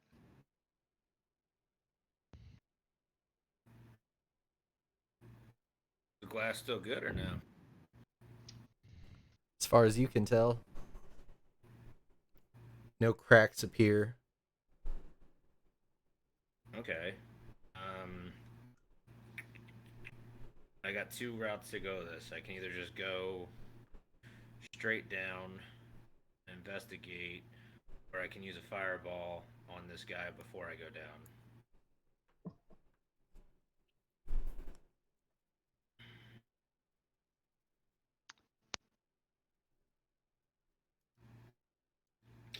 I want to live dangerously. I'm going to shoot a fireball at this guy before I move. The radius on that's like 20 feet. Fireball? Yeah. 120 feet. No, that's the range. I'm talking about like the radius of. Fireball or firebolt? These are very Firebolt. Okay. Okay. Yeah. Yeah, this is you hurl mold of fire. Da, da, da, da. It doesn't say that it doesn't give me a radius for it. It just tells Yeah. me No. how. This one's like shooting like a small like bullet of fire at somebody. Fireball like blows stuff up. 16 Okay. will hit, and yeah, this thing is just kind of on the surface, and it just kind of takes some fire damage on its back, and just quickly like submerges itself and is ready to attack again. Still very much alive, but it's getting pretty beat up. Okay, I'm gonna move under here. Can I use a perception or investigation as that a secondary thing, or do I have to use that for my actual turn next time? It's an action. Yeah, okay, yeah. So then, yeah, I don't have any other short of like pushing something away. Yeah, I'll end my turn then.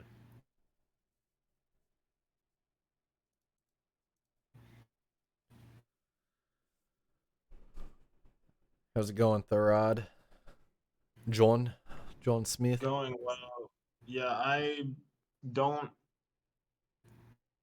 think John's gonna really join in if he's keeping these things busy. I guess I could roll like a handle animal or something, maybe. Yeah, John will roll like an animal handling. Is that even what I should roll? Can you Uh, To roll try something to, to Uh, make them go attack these? I don't think I can make them attack anything, but just make sure that they're placated. Kind of just not let them get riled up. yeah, animal handling. 13. Yeah, I'd say that does it It's since you're pretty much you're just trying to continue what you've been doing. These crayfish, out of all the things that are in this room, seem like the least threatening of them, but there's a lot of them, and um they are still pretty big. But as for aggression, they're the probably least aggressive things on here. Yeah, I'm still holding out hope that we can get out of here without having to fight everything. Yeah, that's just what John will do. He'll just keep playing with the crawfish. He doesn't really see anyone dying, so he doesn't. I guess he doesn't feel like he needs to help. Okay. Solid. Keeping the crayfish at bay. Now it's the sea lion's turn, and Yeah. this one is going to since the little man in front of him has since hopped down into the pit, uh shifts its attention over towards Kronk. It's going to make a bite and 2 claws. 8 won't hit. 22.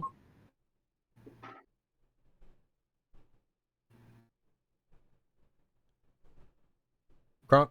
My bad. I'm muted. Yeah, it does. 22 hits. I don't know why this one's not I programmed. can't see your rolls.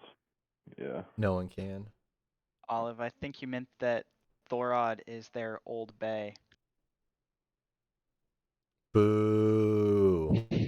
Ooh, that was terrible. Boo this man. And that would save forever on Twitch. Man. Whatever. If this is how I get famous, I'll accept my fate. Keeping the crawfish Old Bay. Sorry, I'm not from Maryland. Y'all, on side note, I know this is a little out of game, but have y'all seen the PETA Old Bay Oh, yeah. billboard war? Yeah. No. I cover Maryland for work, and I've seen it in person before. Yeah. Yeah, so like there's a PETA sign that's like crabs are not food or whatever, and then the next billboard after that is an Old Bay. It's like, but now they are, and it's got an Old Bay like seasoning next to it. Yeah. It's funny. So It's like boiling the crab. 6 points of slashing damage. Kronk. And then this one, with a 10-foot head start, leaps out of the water, gets a full sprint, and slams into the wall right next to Damn Kronk. it. And it's now on dry land, making a bite and 2 claw attacks. And now that it's next to its other sea lion, it gets pack tactics, so it's going to. Aren't they at like different elevations? Oh no, you did this, bro. Don't It's don't back us out now. still adjacent. Yeah, Blumpkin, how's that? It's at the surface and the floor is at surface level. So Blumpkin is holding off 5 enemies right now. Have you? If you don't stop, I just opened my asshole up for all of these sea lions, and y'all all have managed You only to take skip half town. damage, dude. You only take half Y'all are damage out because you're here raging. skipping town on me. Come on. I am hip gyrating and keeping 5 hostiles incapacitated. I'm So- really busy snoozing on this Devon. Okay, sorry. Frozen fucked shit. up, So man. the second one has advantage because it's next to its other sea lion. So the 23 hits, the 22 hits, and then the 26 hits for 10, 21, what's it, 40? Cut it in half though because he's got the damage reduction. Because he's raging. Wait, Right. time out. Do they have advantage? The second one The does. second one does because it's now next to, it started over here, so the first one didn't get advantage. Second one is now next to the other one, so it does get advantage. So you take 20 damage because it's halved.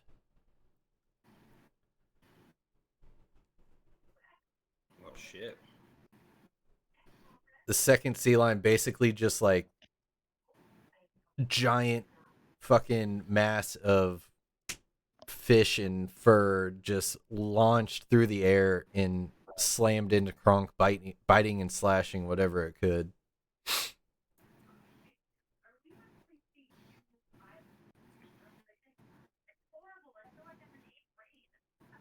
Manticores are still subdued.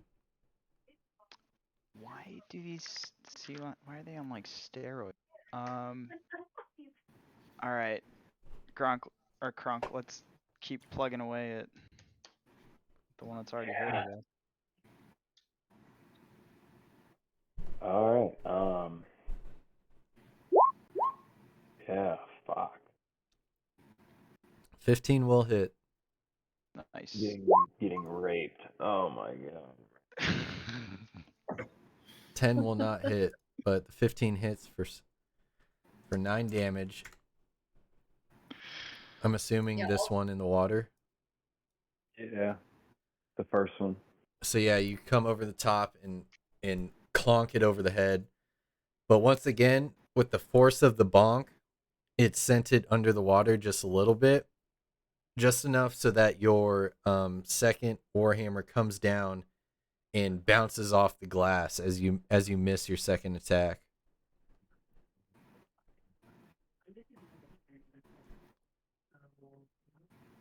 I need to get the fuck out of here. Oh my god.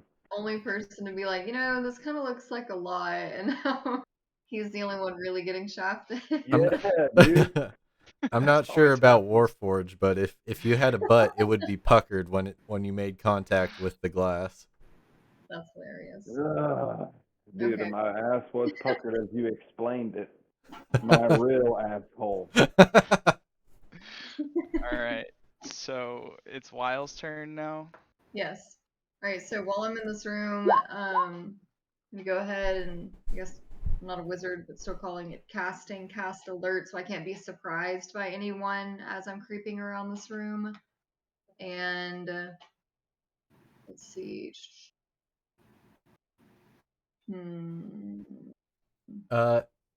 So in this room, you see a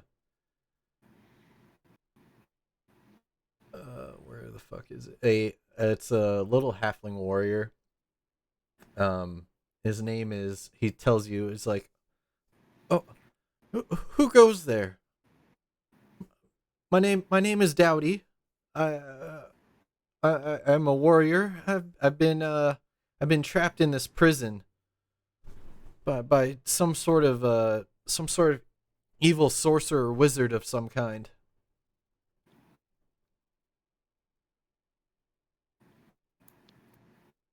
Well, Dowdy, you don't seem like much of a warrior if you've just been stuck in a room this whole time. So how about this? You cough up any of the jewels and the money that you've got in this little room, and we'll let you go. If not, we're gonna use you as bait to get out. But bait. I barely got past the all the monsters out there. Please don't send me back out. Why are you trying to get to this room anyway? Flash Ooh, some water in his face and roll tell him to for shut the fuck up. insight. Or yeah. Yeah, you can roll insight. Okay, I'm gonna ask him what he was searching for in here. Splash Or some what he was water trying- in his face. Tell him to get his shit together. Your boy's out here fighting. Slap out of it, man. Yeah. Put my It's a life war on zone. you. Come on, get with it.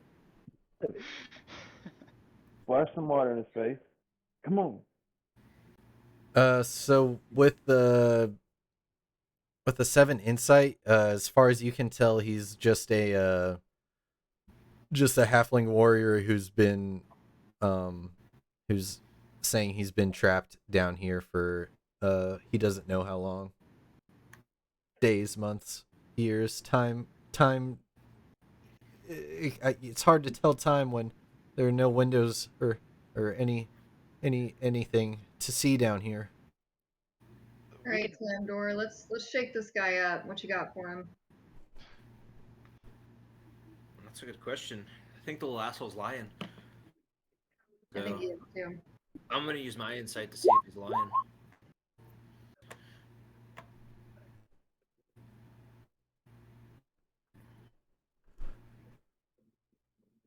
Is he lying?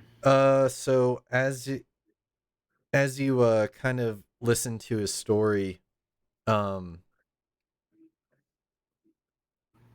he kind of, it's hard to make heads or tails of what he's saying because you're wondering how he got down here, but yet why is he in such a luxurious room? It doesn't seem like a prison per se. As well as none of the monsters out there, if he's been here for how long he says he is, have these creatures stayed nourished for so long. Where is he? Huh? In the room? Right here. I think that's the hookah. No, that's a Oh, is that halfling. that's him? Oh, No, uh, that's the didn't even hookah. look close. That's Oh, okay. That whole time I thought that the That's golden Dowdy. thing in the room was the hookah. Okay. No, that's him. Oh, Dowdy. Okay. Oh, Here's loose. we lost her. Well, with my bonus or the rest of my turn, I'm gonna. Hit the Not hoop. your turn yet. It's still hers. I thought it was. Why did I use my? Just because you're reacting to someone talking to you. Hey, Gotcha, sorry, okay. I'm back. Can y'all still hear me? We can hear you. Okay, Yep. sorry. It just cut off for whatever reason, and I don't have my character sheet up because it cut me off, but I want to roll for intimidation and grab his tiny little front shirt and say, listen, punk, give us what you've got or get out of our way. Jesse, do you have her character sheet, or are you able to get it back up? Yeah, sorry, it kicks me off roll 20. Gotcha. I'll roll it for you real quick.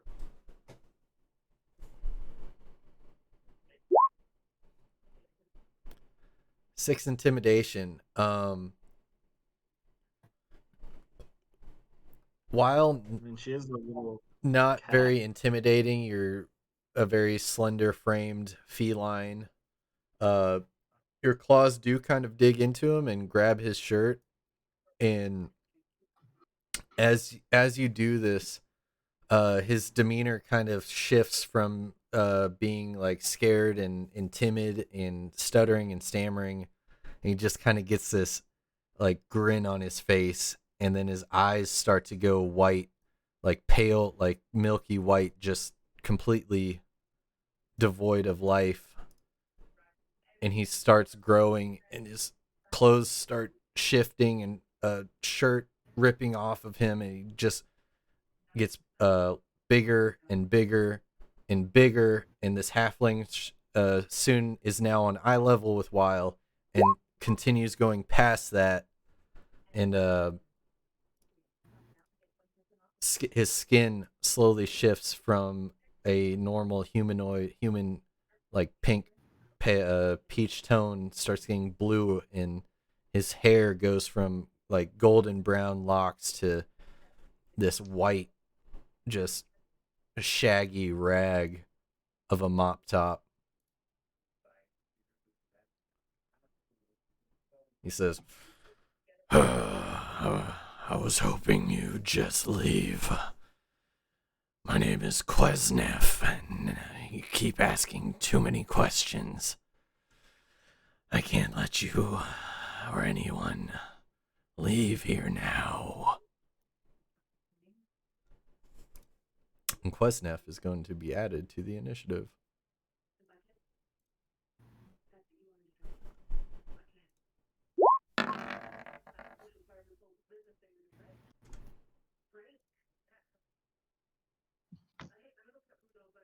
All right, Wild's turn is up. Blumpkin, you're on. Okay. All right, this is tricky. If you want a second to think, I have to pee really, really bad. Quick intermission. Yeah. Okay. This just changed dramatically. Blumpkin also All doesn't know what's going on in this room unless he still has message while going on. Unless that's concentration, in which case he probably doesn't have that because he concentrated on the hypnotize. I don't know, my headphones are off. I gotta be right back.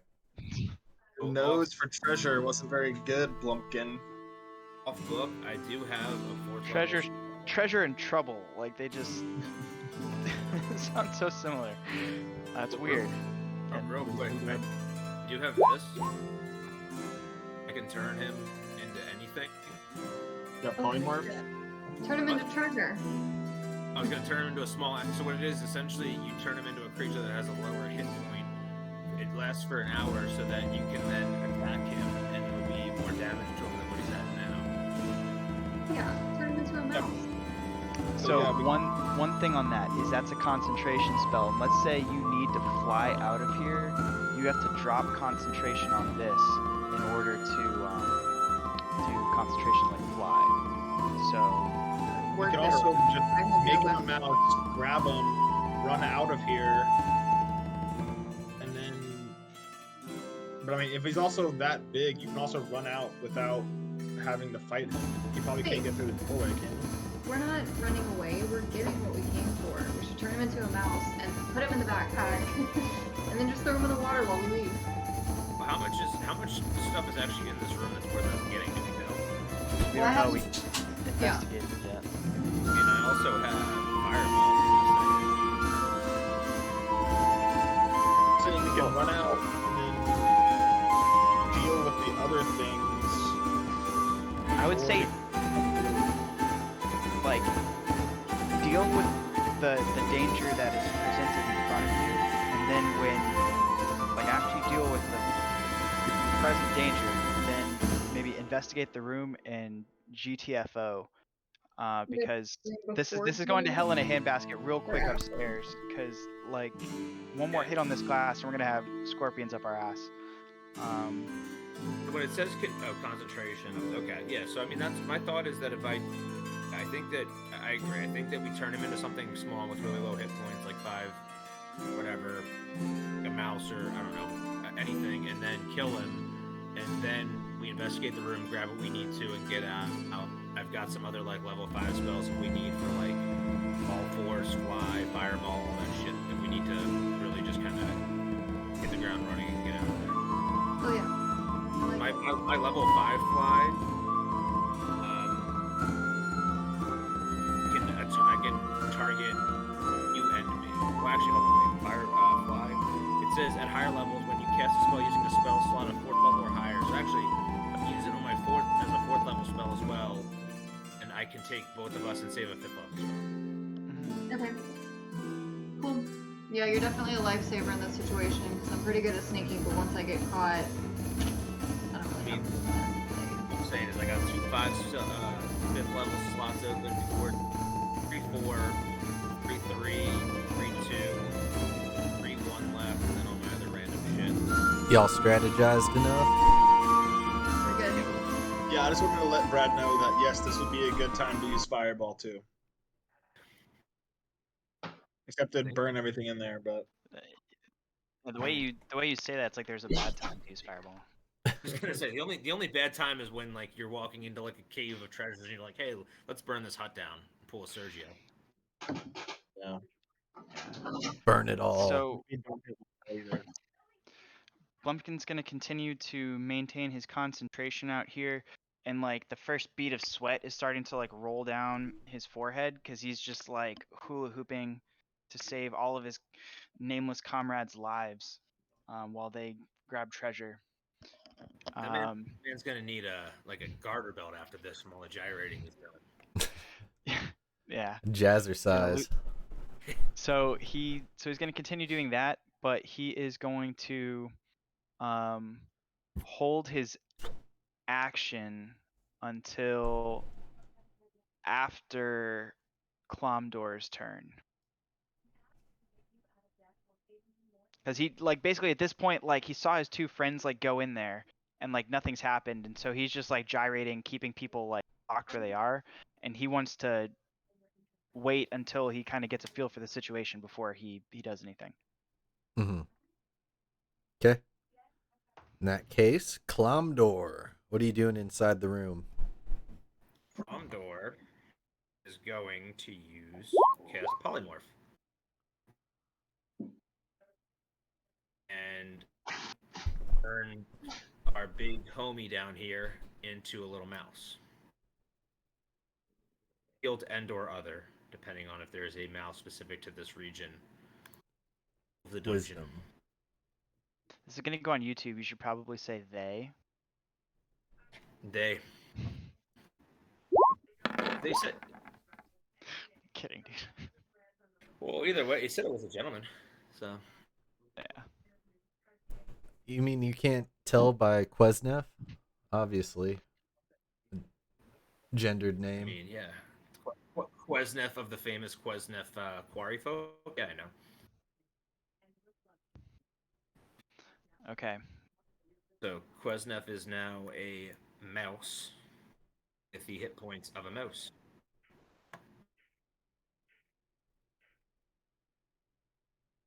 Okay. Correct? That's how this works? Am I missing something? Yeah, he turns. No. He gets the full stat block of a mouse. Yeah.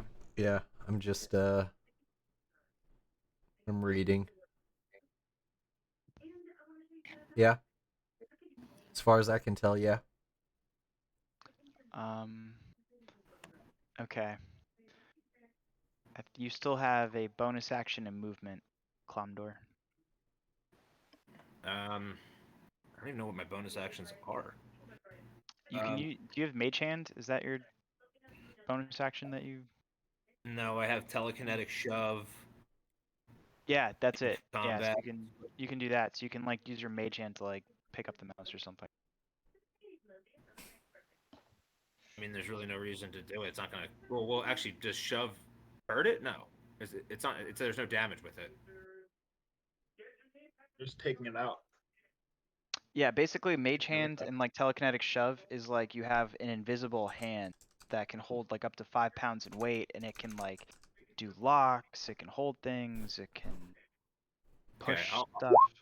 I'll use it to just kind of levitate it right in front of Wow so she can take a nice little punch to it.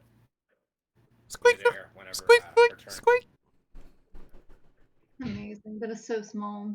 Wow. Picking him up by his little tail. Literally dangling the mouse in front of a cat. Yep. Yeah, if a mouse can beat a DC 17 save, I'd love to see it. Yeah, do you have any Oh, okay. Yes, Squeak! it does. Ooh,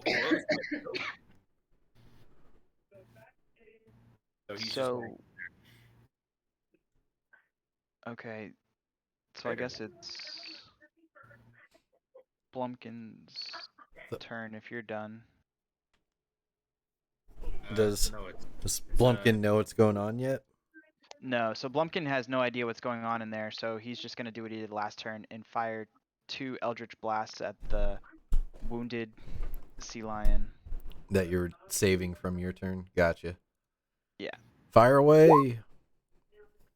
26 will hit, 11 does not hit, so 12, 16. Okay. And then with the so that's 16 damage. Yep. Is it mortally wounded? It hurt. You send this Eldritch Blast and it hits this thing. The other one misses and splashes in the water nearby. And it's now bleeding into the water is becoming dark and red and murky with its blood. Okay. Blumpkin's gonna use his telekinetic push to push the one on the right back. And that would also be a DC 17 strength as well. There's telekinetic shove. But I imagine sea lions are stronger than mice. probably unrelated. Do you guys have Potbelly in Chicago or in Houston? Yeah. In I think Houston. Potbelly's from Chicago. If I Sounds familiar, remember but I correctly. haven't had it. There's Uh, a Potbelly like a half mile well, from my house. I eat Potbelly like every other Saturday. I fucking hate it. I'll be honest with you. I don't like the food. No, listen, I didn't go there for food, but they have oatmeal chocolate chip cookies that are unreal. Oh yeah, Yes. no, okay, hey. Yes. So Fuck. crazy shit. I get lunch free every Saturday, and so that's like every other Saturday. It's pretty much Potbelly, and the only thing I pretty much eat from that shit is the cookie. So That's the only good thing. My buddy used to work at one of them. The sandwiches are trash, Yeah. but there's one right next Yeah. to Chipotle. I'm like, I'm getting cookies. So As long as they're not giving you friggin' oatmeal raisin. That gave me No. trust issues. that's why I got it because I was like, oatmeal chocolate chip, thank you. They have them in big cookies too, but the mini ones are like $5 or 12. So, and Melvin, you can now charge them a product placement fee if you want. Yeah. Hey, Potbellies, Alright. reach out. Yeah, talk to my people. Hit me up. Yeah. Hit me Yeah, up me. for The _ sponsorships. natural one. yeah, Okay. Potbellies, you got 24 hours to respond. All right, You yeah, just shit on 9 on the save, so it's pushed back against the wall, and it hits the glass that's holding the crayfish, hits that glass wall with a thud. What? I didn't want to hit the glass. I just wanted it to move. You pushed it back. my feet. Yeah, but that doesn't do damage. I never Alright. said it did damage. I just said it hit the glass So- with a thud. It's you can interpret it any way you want. Alright, so Blumpkin's like, alright, Kronk, like I'm doing my best, buddy. But thank you for thank you for being here. Appreciate it. Especially being here is in between me and things with teeth. I got you. Alright, Thurod. that's the end of my concern. Yeah. Yeah, John Smith. Your Yeah, your John- crayfish buddies are turning into a crayfish hindrance. Yeah, they are. But I'd still rather not have to engage with more animals, especially if there's 5 of them. Which I mean, I don't even know if they would or not. But yeah, I'm going to continue to distract them, and with my bonus action, I'm gonna cast what's it called? Shield of Faith on Kronk.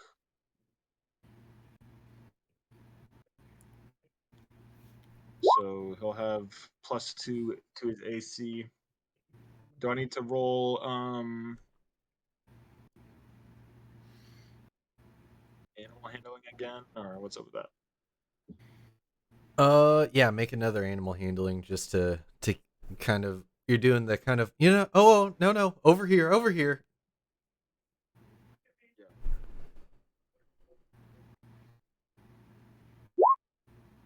And that'll do it. You kind of just kind of like run sidestep over here, and you kind of got these crayfish metaphorically eating out of the palm of your hand.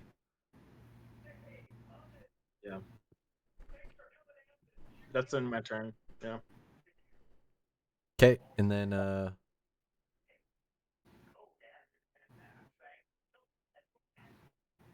+2 AC for Kronk.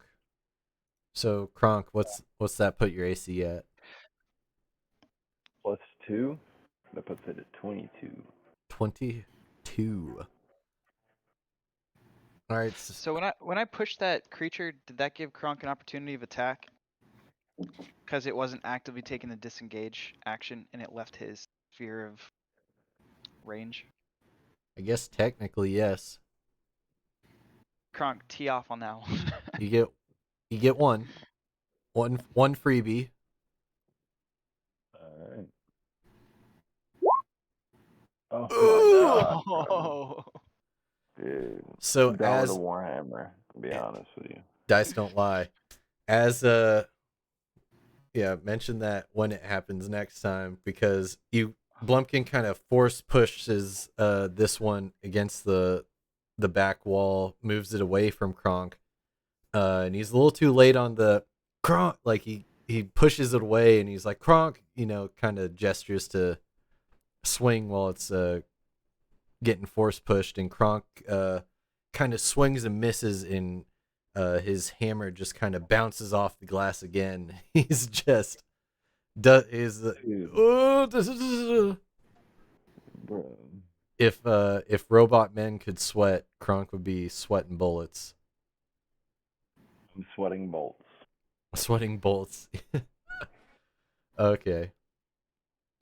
But that was what happened. Now it is actually the sea lion's turn. So this one in the water is gonna just breach and try and make a bite, claw. 7 doesn't hit. The 26 does hit. The 22 does not hit. It's so annoying. What is are you He's clicking trying to click the damage roll, and it's just not rating. Now it works. Sea lions critical fail. Oh yeah, it is a critical fail. One of them is a critical fail, so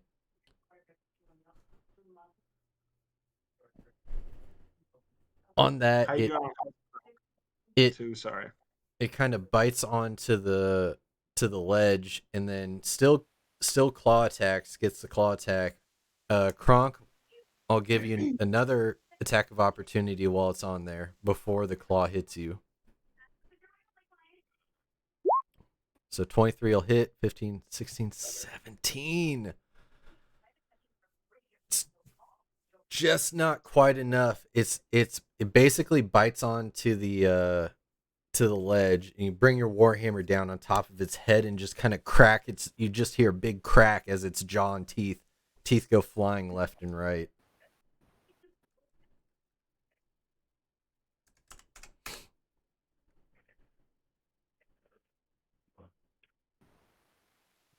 And actually, that was pretty sweet. So with that, you just kind of curb stomp this thing into oblivion, and it just kind of slinks off and slowly sinks into the bloody waters. Nice. Doing great, Kronk. Doing great, sweetie. Yeah. This one, though, is going to make a bite, claw. 14, 16, 16. None of those are able to connect with Kronk. And this thing is kind of, it's wet and an amphibious creature. It's not used to being on land as well as being on smooth glass. So it's just kind of like slipping and sliding as it makes its way over to Kronk. And Kronk is very easily able to just like dodge and like step over its claws, take a step back when it goes to bite. Manticores are still subdued. Quesnef the mouse that is now in Wile's hand, right? Yes. So the rat is just kind of squeak, squeak, squeaking, and then starts to get heavy and heavier, and it just kind of drops to the ground and forms back. And you think that party trick could work on me? What do you mean? I thought I had an hour with that. So Could be a he shapeshifter. also knows how to change his shape. So you were able to change it. He already knows how to change it back. He can cast counter spell in his form. He's under a spell. Yeah, it says it right here that he can't. Hold on one second. I don't think you can. New form can be a beat. Hold on. Transforms creature range. Unwilling creature must make a wisdom saving throw. Spells no effect on Yeah, the shape transformation lasts for the duration. or until the target drops to 0 hit points or dies. The new form can be any beast whose challenge rating is equal to or less than target's level. Wait, second to last paragraph, right there. But it's like limited in the actions it can perform by the nature of its new form. So it Yeah. can't cast spells or Speak. take any other action. Yeah. Never mind. It can't even cast counter spell. Yeah. So haha, still the rat. Yes. Yeah. Squeak, squeaking. Yes, I'm not happy about it. It squeaks angrily. That's what you get for naming an NPC, Melvin. Now you get to watch it die, so I don't name things. Who Well, as brought soon a as the wizard rat to the dies- dumbass party?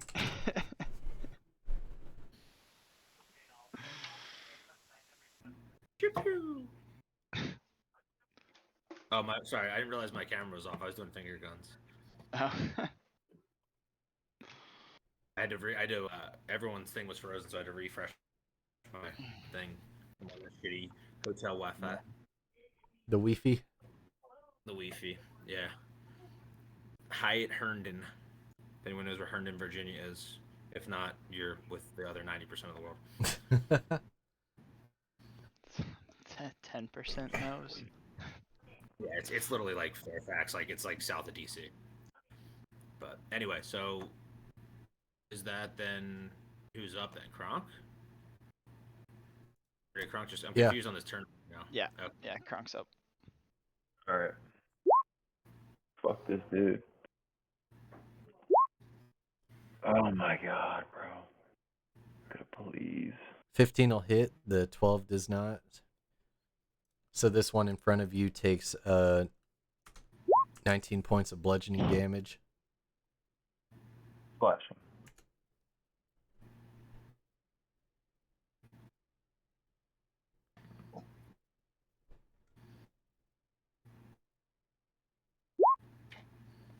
Oh, okay. So yeah. Thanks for pointing that out, John Smith. Thanks, John. You Good narc. thing here. Sorry, we're trying to be rule Nazis, we have to be fair. We were reading what was in the chat. You did research. Well, The spell I has was no looking effect at on research. shapeshifter. The spell has no effect on a shapeshifter. It says it in there. But is that his saving throw or is that just his action? An The unwilling creature must make a wisdom saving throw to avoid the effect. The spell has no effect on a shape changer or a creature with 0 hit points. So what was his first? Like, was his first wisdom saving throw a pass? If he's a shape changer, the spell has no effect to begin with. Oh. So can I get my slot 4 spell back then? Jesus. Well, you still cast it. Yeah, that's true. Even if you cast and fail, you still cast it. But That's true. we'll give Kronk, and then we'll go back since we found that, because I was looking up how polymorph works on things that can shapeshift anyways, because it seems like it wouldn't work. So yeah, Kronk, basically the sea line in front of you slip and slide and and you're very easily to kind of just like put a foot down on one of its paws and just come over the top and whack it on the head. You just hear like some crunching, but it's still very much alive.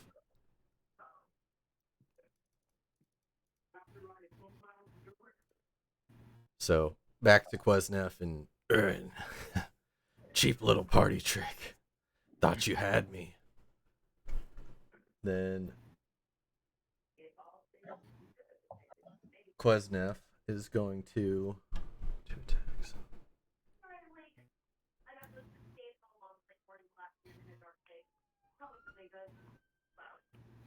So it's back to its giant form, standing right in front of Weil, and it's going to make 2 sweeps with this big glaive, with a 16 and a 14 to hit. They both hit. Weil, I've got a 20 AC. that's what I thought. So as this thing, morphs into its giant form, it's kind of big and slow and swings this giant glaive wildly around Weil, and she's very easily able to pirouette and duck underneath the first attack and step back the second attack. Cool. Now it's Weil's turn. Okay. I am going to investigate this room, for better or for worse. While you're in combat? Yeah, while I'm in combat. Why don't you, before you do that, why don't you attack him and let me investigate the room, since I have +9 investigation, and you have much higher AC than I do. I only have 12. That's true. Melvin, is that okay? Am I allowed to back up on that? Yeah, that's fine. But I would say it's pretty hard to investigate the room when you're dodging a giant glaive swinging at you and trying to fight back as well. So why don't we both just kill him, then we can investigate the room. Okay. Then I'm gonna use. I don't Also know. call for help. I don't know many fighters that take their eye off their opponent to look for stuff in the room. Not a fighter of nature. Okay, let's do. I'm gonna do acrobatics and try to jump on his back, stab him down the throat with my rapier. All right, 20 will hit. For you're not sneaking, so not 14 sneak damage, just 13 piercing damage. So yeah, you're able to just kind of like clamber up this thing's cloak, and as you're on its back, you're able to stick it for 13 piercing damage.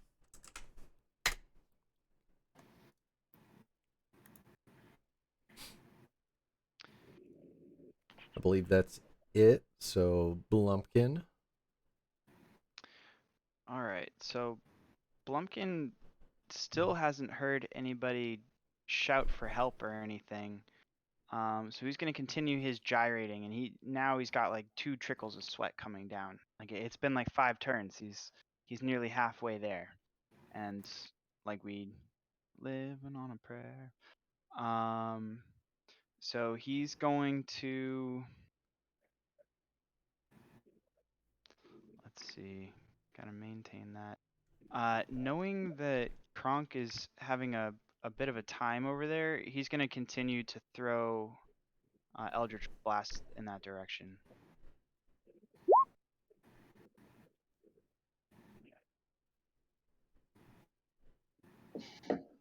15 and 25 will both hit. 10, 11. So yeah, first one hits for 11, just kind of a searing eldritch energy burned into this thing's wet, matted fur. And then 18 more damage. Another another hit pretty much in the same exact spot. You just kind of like pinpoint like pew pew, and then just burns it deeper and deeper, just like a big chunk has been taking out of this thing with magic energy.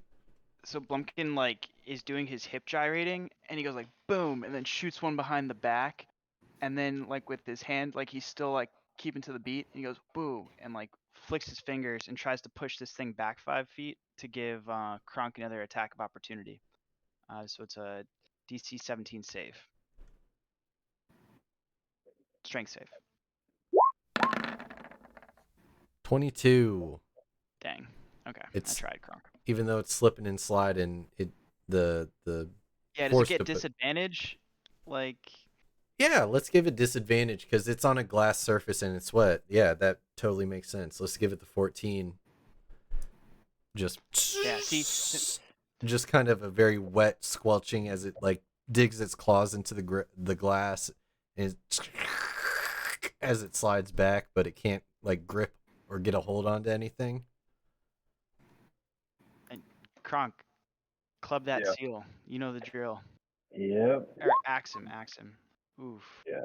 Oh my god, bro. Wow. Dude.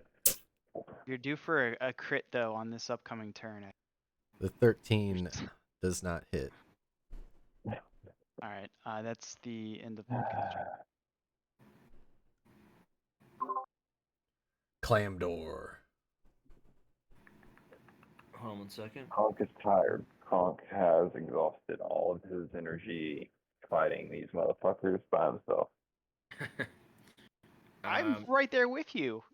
Oh, Right there with please, you. right there with me. Right there. Presently Yeah. hula hooping. I'm right here. I'm helping. I'm gonna use a firebolt. 18 will hit for 5 damage. Just this firebolt basically just kind of I thought you were gonna use investigate. singes a hole in its I figure we're gonna kill him first, you know. his cloak. Yeah, Melvin advised not being in the middle of combat and slowing down to investigate the room, so we're gonna kill him first. I thought that was because you were getting attacked. Well, in general, I mean, I mean, if he's in range of what's his face, then I don't know. Yeah. But I agree with the firebolt. that being said, I'm also gonna use as my bonus action telekinetic shove to push him back 5 feet this way. Well, I guess technically towards the chair, but yeah. Towards the divan. 19 to beat 17. Mhm. Kuznets just kind of takes that one on the chest and just starts laughing. You two are fun.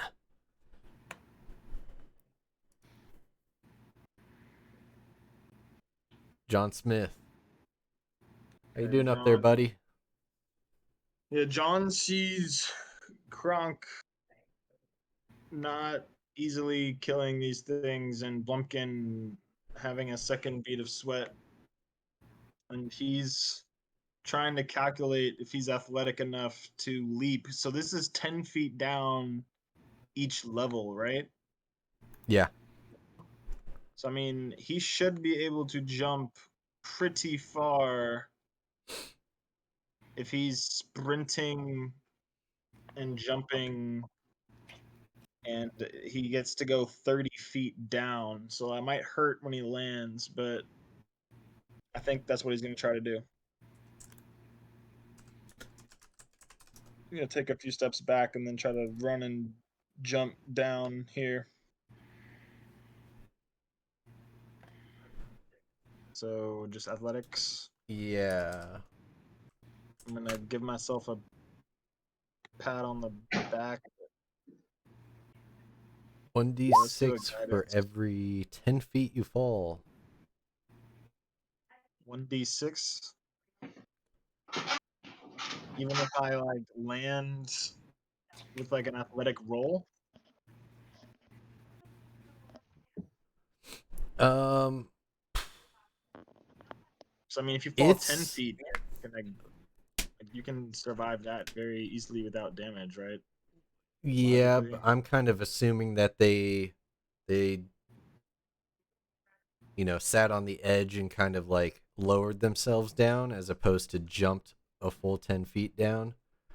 30 feet down, that's 3 basketball hoops stacked on top of each other. That's going to hurt your ankles even with an athletic roll.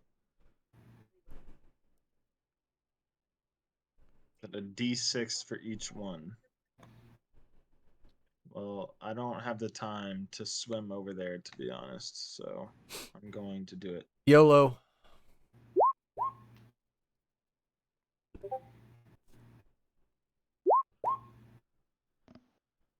I got 9. 9. So you didn't get quite as far as you wanted, but I'm going to say you made it not all the way down, but you fell into the sea lion pit. Well, I at least didn't take damage, right? Yeah, video game rules apply here, right? You can fall however far you want as long as you hit water. Like that. I don't think it would hurt. It might feel like a belly flop. Unless I want to say you biffed it and you slammed into the into the edge of the scorpion pit and then fell head first into the sea lion pit. Yeah. No. Also, Melvin, I want to be considerate of Brad and stuff, and I know Bass just said he's getting tired. How much longer do you think we're gonna play? Um uh combat takes the longest, so it's really hard to tell. I know it's getting late, so we can put a pin in it if you guys want. I mean, I would like to get it resolved, but I don't think that we're gonna be able to get it resolved tonight. Yeah. And Yeah. I just know there's people who, I think are ready to go to bed. So I agree. Yeah, I'm down to put a. Just because it's 11:30 here, I'm down to put a pin on it for next time. Yeah. I mean, that's fine. Everything will stay right where it's at, so we can definitely just yeah, put a pin in it. John just jumped into a pool. He's taking a nice little swim. Great. All So the right. next one will be March the 9th. Sounds right. Yeah. March 9th. Okay, cool. Maybe we'll have a druid at that point too. Tentative. Yeah, I should be good. I might be a few minutes late to that. I got something at like 6 o'clock, but I don't think it's gonna last 1-2 hours, so I should be good. You're good. Yeah. It makes Next sense. time? Jump into the water and the druid's just like, "What the hell?" in your backpack.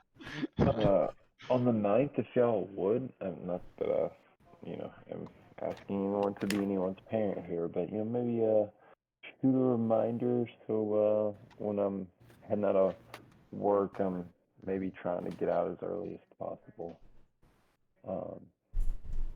And I'll probably be better about being on stream on time. Put it in your phone. Put it in your calendar. Set alert to. Yeah, well, I had it to every week, and then we changed it, and I got it mixed up. Gotcha. It's all good. We'll have a more active group chat next time. Yeah. Yeah, no worries. No, like I said, I don't even necessarily be a parent, but I was like, oh fuck, I completely forgot. Well, I would have like rushed. Yeah, I'll put it in the Discord and try We would have to been absolutely screwed without Kronk, to be honest. add a few extra Discord messages between now and then. Feel free to add Dude, to the D&D memes. Yeah. Being that we're still in combat, nothing changes in terms of like, there's no rest in between, correct? Nope, we're literally putting a pin in it. Everything will just be exactly the same way when we come back. Okay. No Yeah, rest. I exited out of my. Want to make sure. Once we defeat this guy, and whether or not we fight the other creatures, we should be able to rest either short or long in here. I mean, it's pretty secure, so we should be having a rest soon. So don't hold back on your spells, is what I'm trying to say. Yeah. Oh, I'm not going to. Before I closed out my sheet, I wanted to make sure that I kept everything checked. So Yeah. Yeah, because if you guys could take Word. down that Oni, then we can unleash the Manticores and probably kill them pretty handily if we all concentrate our firepower. But I don't think we can do both at the same time. nah, and I don't want to use a fireball on this guy just because it's a small room and it's 20 feet versus that area. We could just fireball it and. Well, we don't want to break the Kill them. glass and unleash those scorpions before we're ready for them. We should probably try to keep them in glass. No, you wouldn't if you're killing the manticores on the first level here. All it would do would break the glass for the water. It wouldn't work its way up to the scorpions. It's not that far out. Word. Okay. Word. Well, I'm heading to bed, y'all. Session. Yep. Alright. Yep, same Later, here. guys. Sounds like See you ya. guys got a plan for 2 weeks from now. So, Yeah, I'm sure we'll talk about it more. All right, boys. all right, See later, ya. y'all, See ya. and later to everyone in the chat. Appreciate everyone stopping by. We'll be, like we said, we'll be playing again on March 9th. And until then, I'll be on GTRP. I haven't streamed in a while, but might get back to that too. So, all right. Later.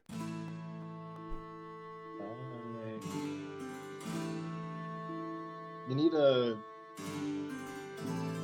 like a. Yeah.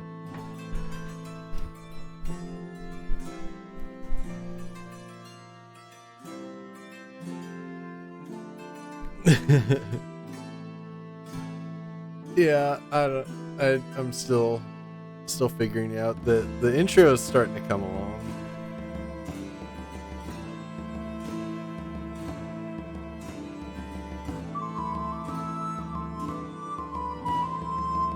Yeah, I mean, this is just a like pre-packaged overlay. Like all I did was just download this.